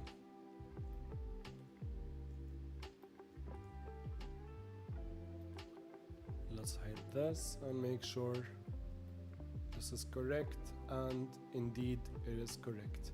Beautiful. You started with Revit 8 years ago. You would say you're not a guru, but now on your way around, really good. Nice, nice. 8 years is a really good period. It's close to 10.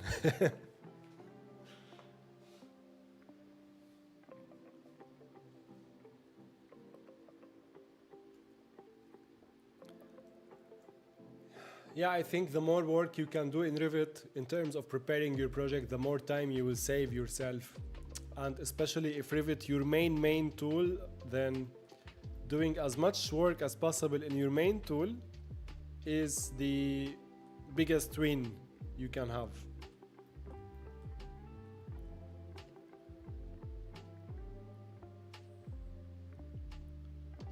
So now,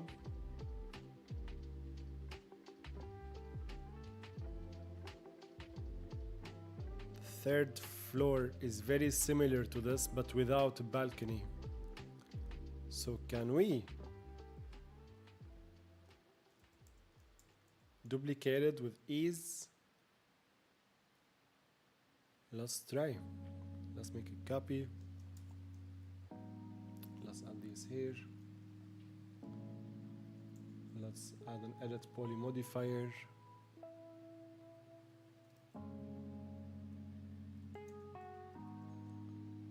Let's delete.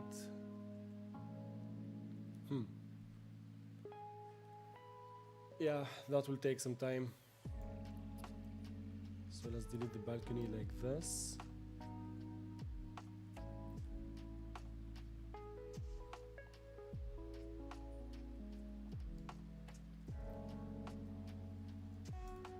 But just to know for future, how important would you say that it is to have the floor plans separate?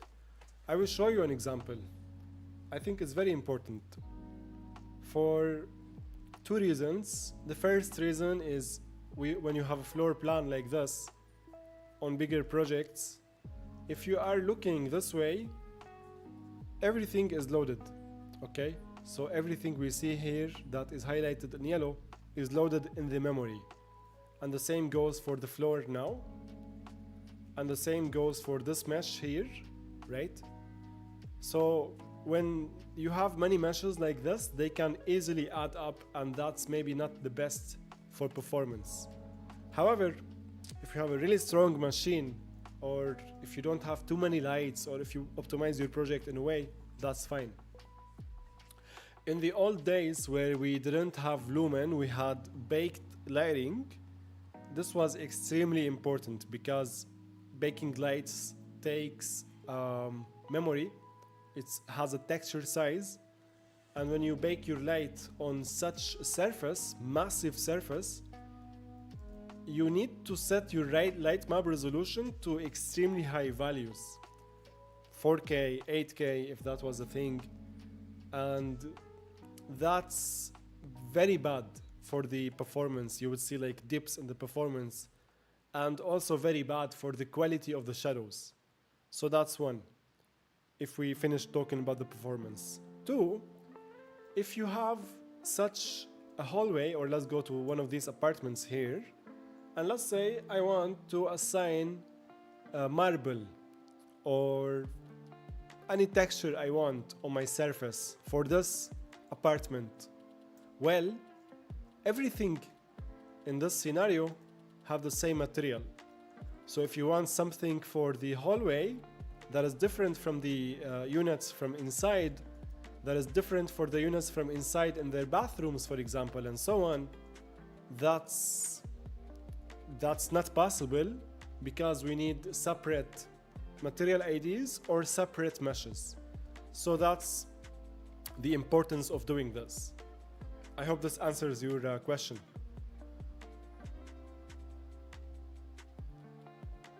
Yeah, okay, that's very important. Yes, it is. Well, perfect. Would it be the same in Twinmotion? Yes, it would be the same in Twinmotion, because Twinmotion is 100% built on top of Unreal Engine. So everything you learn in Unreal Engine in terms of lighting and mesh optimization and all that stuff, it applies on Twinmotion.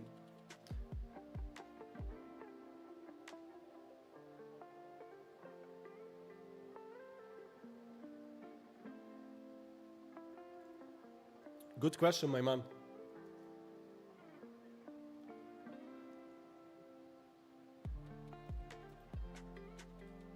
So we were working with this floor plan.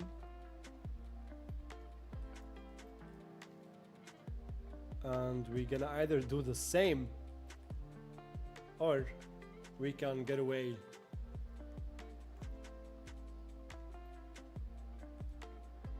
Nah, we cannot get away. We have a small balcony. Actually, we can't get away. So let's try that again. Let's try that again. Let's do this. Let's do this. Let's make a copy. Let's add these to our new layer for now. Let's add this here. And let's do this again, like so. And let's select only these floors for better visibility. Okay. So yes, the part 2 I would understand. For part 2 mostly I have different materials in Revit. Also when I export it would mean different meshes. Exactly, yes. Part 2 very easy to understand. Part 1, it's now more forgiving because the technology is advancing, GPUs are getting better, Unreal Engine and its optimization and what's happening behind the scenes is getting better and so on. So we can get away with it. If we didn't have Lumen and we were still baking lights, that could have been extremely important to do what I'm doing here today. But thanks to Lumen, we can get away with it. No problem, man. Thank you. I actually forgot to set a timer. So let's have a timer and let's keep going. So this part, or actually just this part, and maybe this, no, then this, yes. Let's select this, let's select all, and let's, well, as a start, we can move some vertices around. That's just for that part only. In terms of the rest, we need good old Mr. Slice Plane. And Visual Studio. Hello and greetings from Ecuador. Hello to you too. How are you doing? How was your week? It's Friday today. Are you planning to work in the weekend or are you planning to take some rest? It's nice to see you, Visual.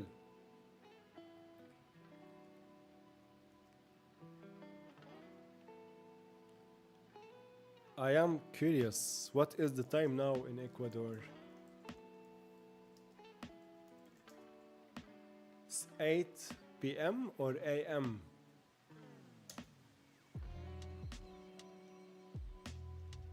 Slice? How many times did I slice? That is fine. Now we do a quick slice. We add 1 snap and 2 snap and we should be good.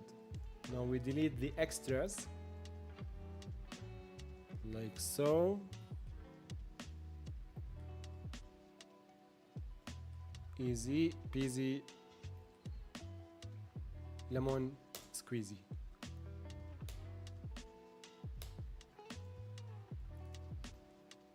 Okay, looking good.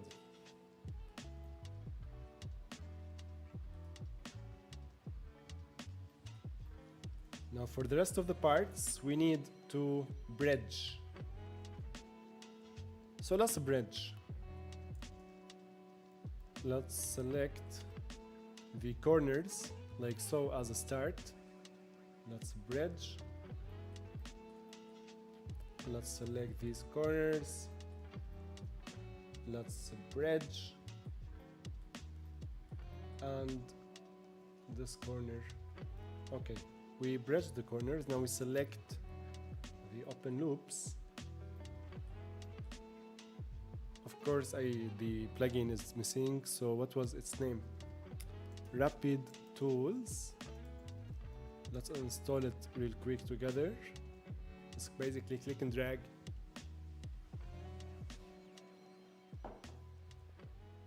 Yes, replace. And let's click and let's Rapid QCap. I cannot live without this plugin for 3 Max, but for every plugin I cannot live without, there is similar tools in Blender.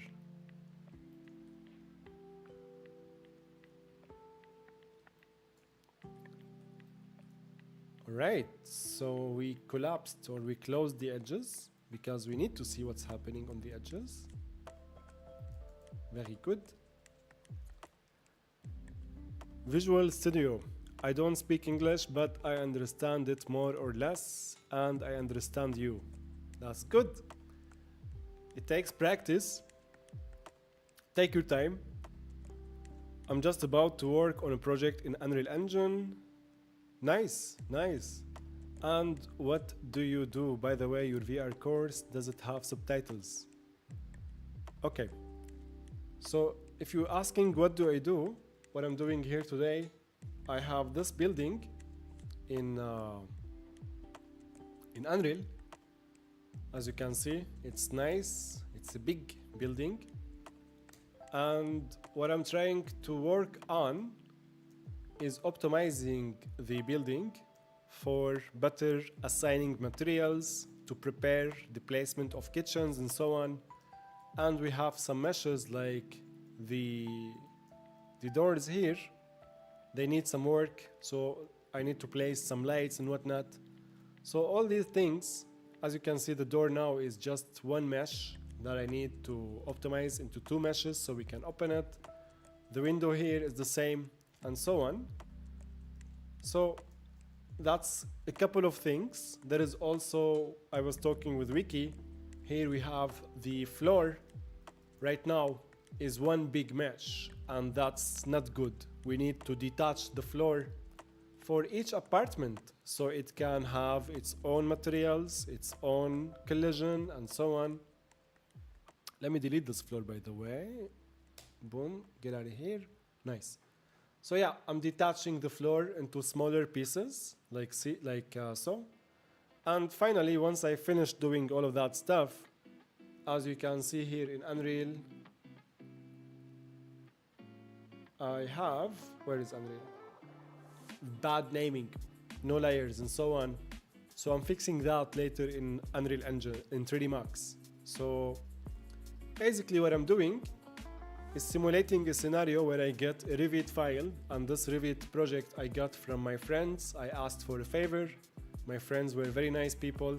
They sent me this building, and I took the building they gave me in Revit, and I am simulating how would you fix a project in 3D Max and prepare it for Unreal Engine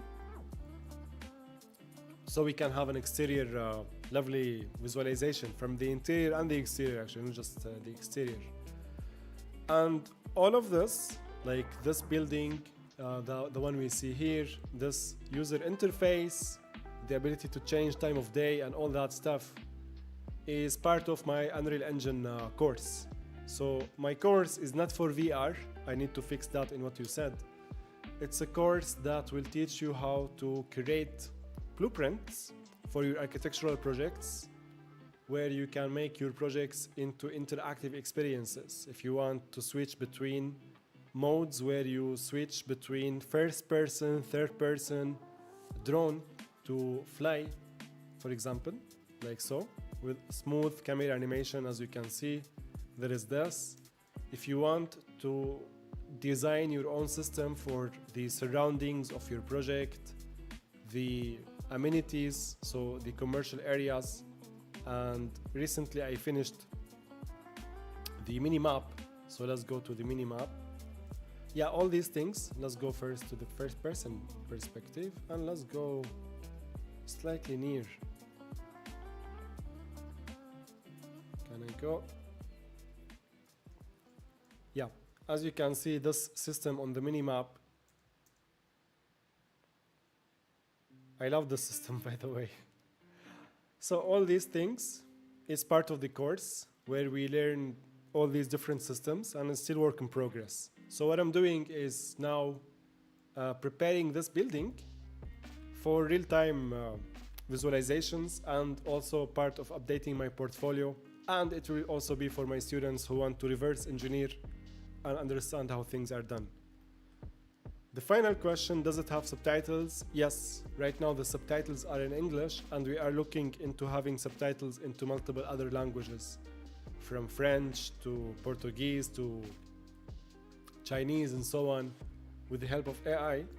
But the platform we're working with, we are also looking if we can upload multiple languages. So there are English subtitles, and we will look into other languages soon.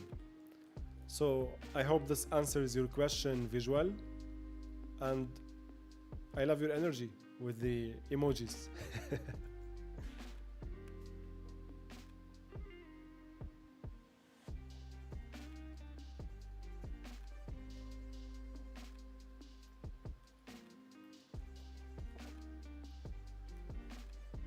Okay, let me just check my to-do list. Improve the floor separations. I need to test this at this point before we keep going on the especially floor 3 here. So actually we can do that with the volumes.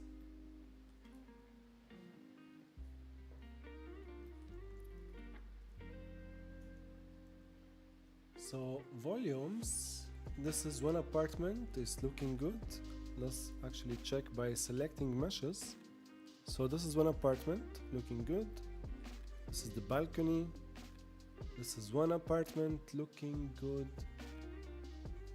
With the walls, perfect. This is one, looking great. Also with the walls.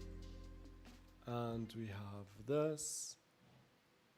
And we have this. And finally, we have this. Good job, good stuff. Good stuff. Perfect, I hope it has Spanish subtitles someday. Actually, I need to catch up with my team today about the subtitles and figure out if it's going to have Spanish subtitles and other languages, or no, if it's only going to be in English. So if we are able to add the rest of the subtitles, I will definitely make an announcement about it and update the page. So by the way, for anyone who is watching, I recommend getting the Pro package.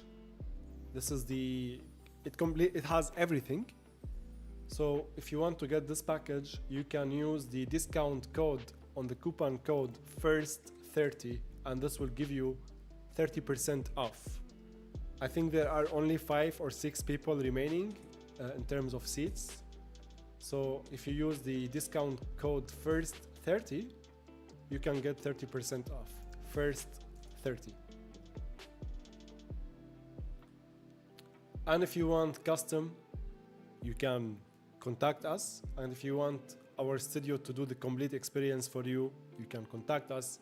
If you want just the course, just the lessons without the files, this offer also exists. But if you ask me what do you recommend, I recommend this. And once we add the subtitles, if we add them, they will appear something like this, you know, where they appear nicely.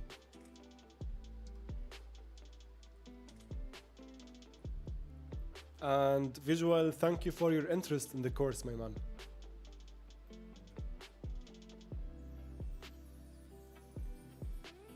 If you are looking to learn Blueprint, I highly recommend taking this course.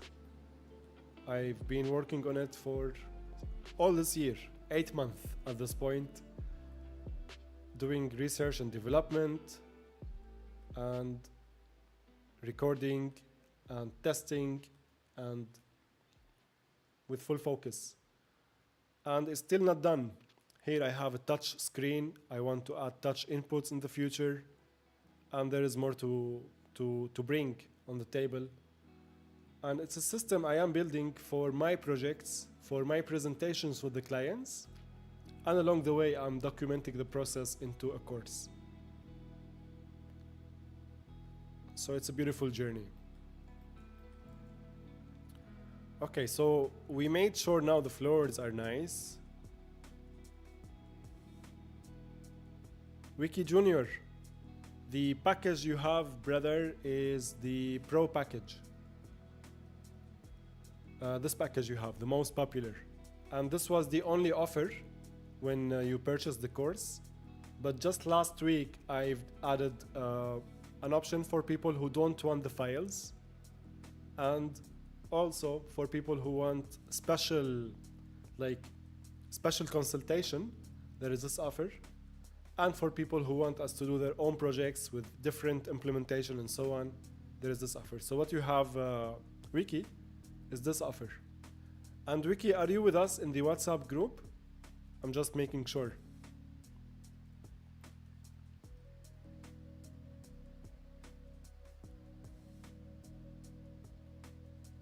I'm very interested. I watched your videos. So let me bring the chat again. I bring the chat only when it's active.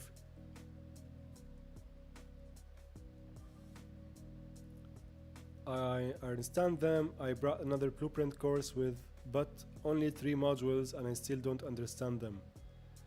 If English is a problem for you visual, the way I speak is very slow. I focus a lot. So even with English subtitles, I think you will understand. I have been teaching for many years now. So and many of my students, like 80% of my students, English is not their native language. So I don't think language will be a problem for you. And it won't be a problem at all if you're willing to watch the lessons multiple times. You might even learn English as you learn. So I don't think the language should be what's stopping you from taking the course visual. Ricky, nice. I'm glad to hear you are with us in the group. I'm very happy you're here today too, man.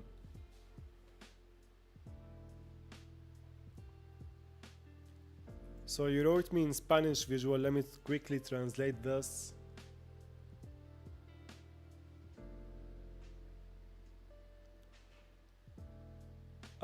This special offer is here until all the people claim it. So the sooner you can rate that first 30, the better.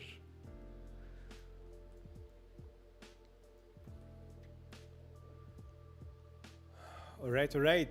So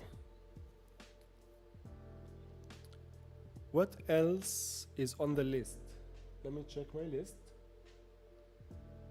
Improve the floor separations. Now let's add replace floors. And let's bring the floor plans now. So this is 1, 4, and 5. Aha. So let me just remember the design.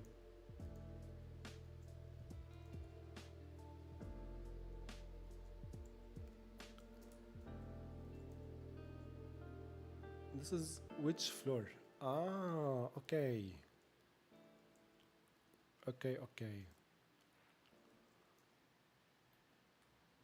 We have some exterior separators. So let's select these floors. And now this is longer. Okay. Getting the hang of it. So let's hide this. Let's bring floor 2. And let's select this floor. Make sure this is our active layer. One recommendation to watch the course in 0.7 or 0.5. I always use 0.75 to keep up with the task myself. That's a good recommendation, Wiki. I think I want to record a video where I advise my students as well to watch 2-3 videos and then rewatch the 2-3 videos and apply, just to really truly understand Blueprint, because Blueprint for new users can be slightly tricky, but with repetition you can get it.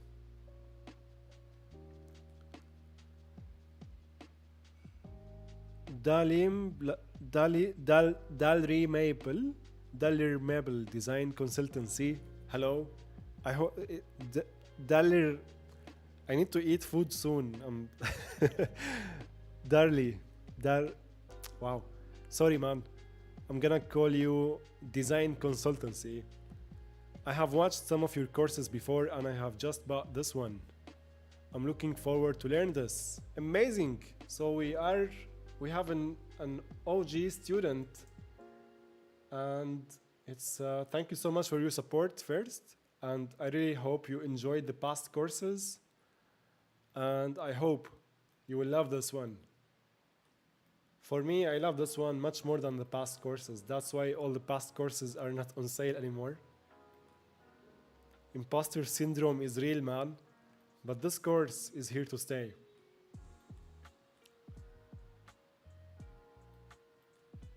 And I plan on making some more lessons in the future, but I'm trying now to focus 100% on Blueprint, just to take things step by step, one by one. That's one of the most important lessons I learned in the past couple of years, is to do projects, one project at a time. Anyway, design consultancy, welcome to the academy. You should receive a WhatsApp invitation from my team soon, where you can join us, ask questions, interact with other students, and let the learning begin.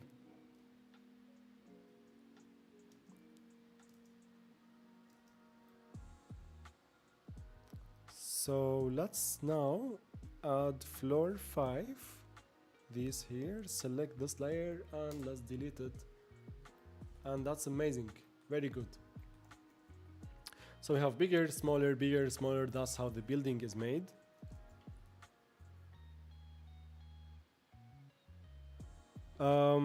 Visual Studio, exactly, the language is not a problem.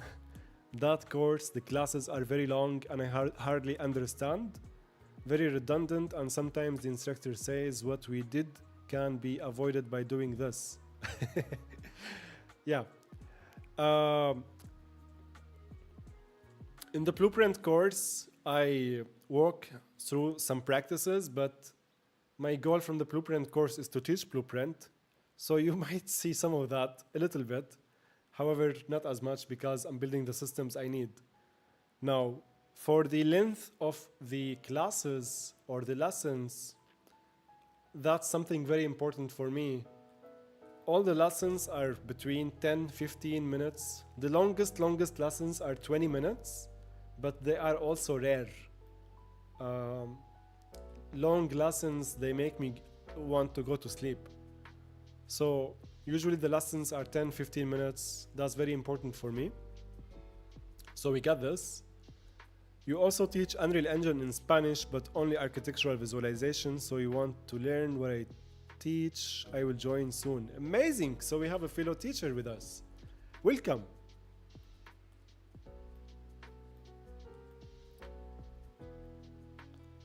I look forward to seeing you with the group Visual Studio.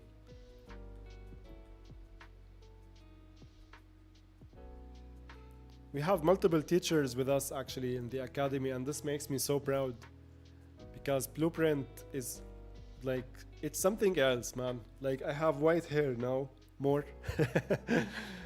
So it's time to demystify it and make it really less scary. One of my biggest pain points in the past was blueprint, and I really want to solve it. So that's one of the main reasons I'm making this course.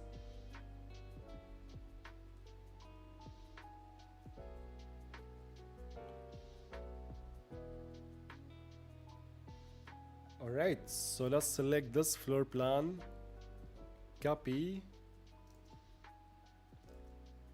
place it there, add it to this layer, select this floor plan, get out of here, and now this is floor number 6. Let's select now floor number 7. For that we need floor number 5. Yes, so let's select this, let's make a copy, make sure this is our active layer, select this and replace it like so, add these here, then select this here and delete. Easy peasy.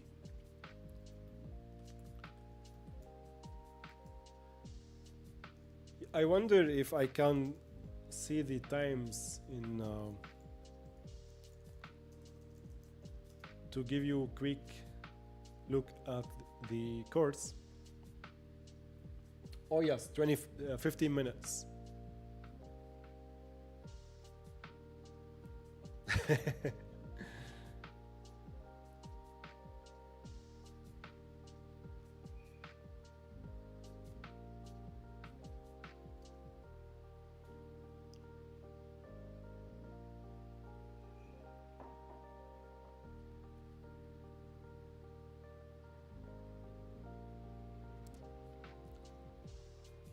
Thank you, man. Okay, now it's been almost 3 hours since I'm live.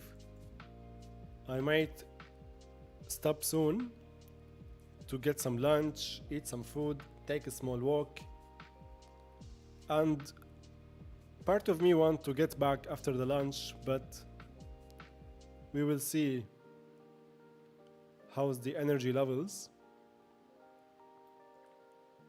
Oh, look at that, another 25 minutes done. But I feel what I'm doing here today is really, really repetitive. And I think it's fine, but hey, look at that. We have a minor difference. Yeah, we can delete the old wall. Old floor, sorry. Oh shit, no, we could not. This is floor number 8. It's completely different floor plan. So number 8 and 9 are different. Let's remember that, guys. But we need 10 and 11.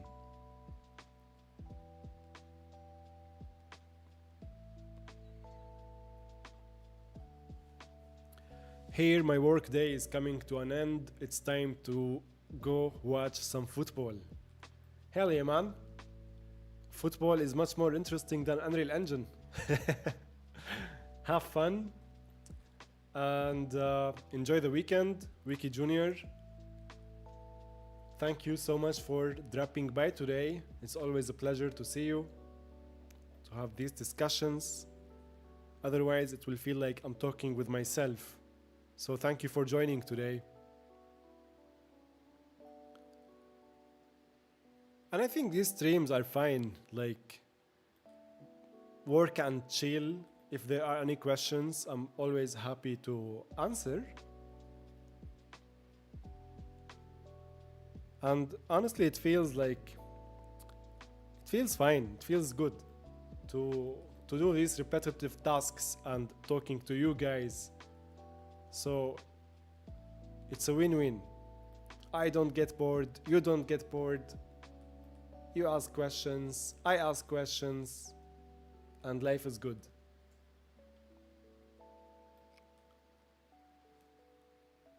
Visual Studio, it is a pleasure to see you too, buddy.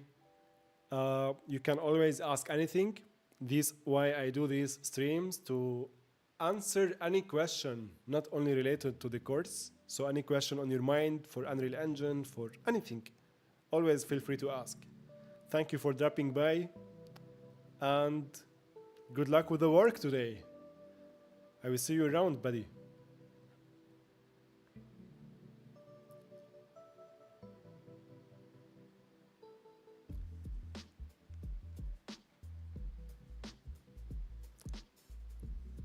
These layers, the small font is hurting my eyes.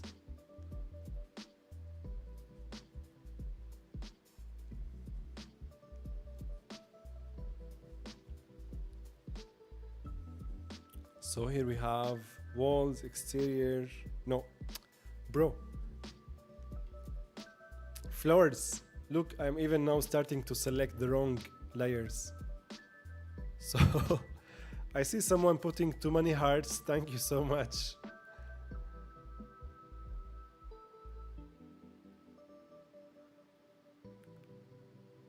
Let's select. So what I'm doing is selecting all similar layers, so I don't like repetitive things. I don't keep looking every single time.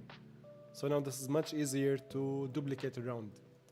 So now we would select this layer or this object, make it the active layer, select the objects that are similar, and create our copies like this, and add these objects to that layer, and delete that object.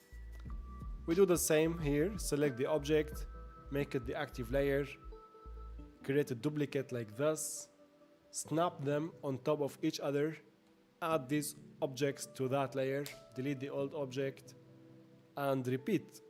So floor 14, hope you're doing good.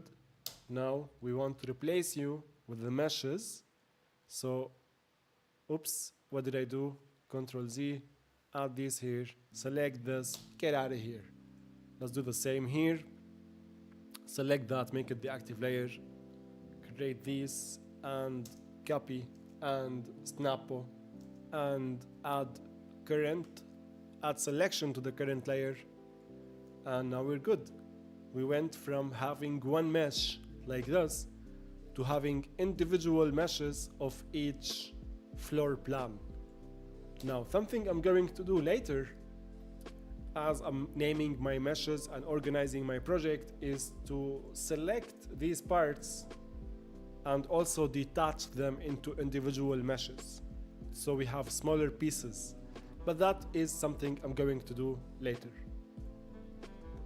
Now what I can do happily is, I still need to work on floor 8 and 9, but I think I will do that off stream later.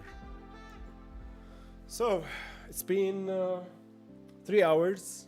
That's nice. I might come back later today. I love doing these live streams. Or if I don't come back today, I'll make some progress off the camera, and I will see you guys again next week. So now I'm going to stay here for the last 1 minute, 2 minutes. If you have any question on your mind, let me know so we can answer your question. What we're doing again, to get you up to speed if you're watching from the future, we have this building. We are optimizing this building so it looks beautiful from the inside, from the outside, from the bottom, from the top, from all these directions. So it's a step-by-step process I'm doing to also improve my portfolio. It's been a long time since I did anything personal, so here we are today. This is a lovely personal project for me and for you guys.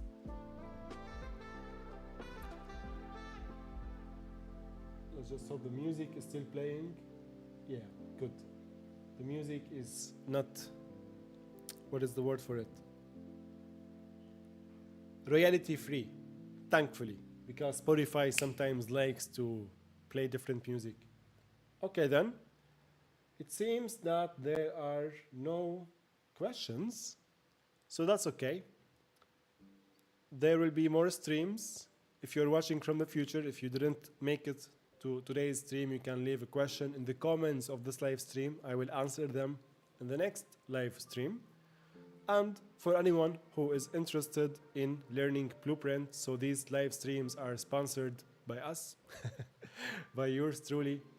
I have this course with more than 200 lessons, 240 actually, but I say 200 because sometimes there is 14, then 14.1, 14.2, and so on.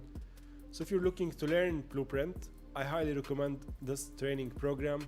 You can check it out. The link is pinned. You can see what systems we're going to build, what features we're going to build, what is also coming in the future. So these are things I'm focusing on now. Touch screen controls, this is the highest priority. And then we have other systems and even other systems.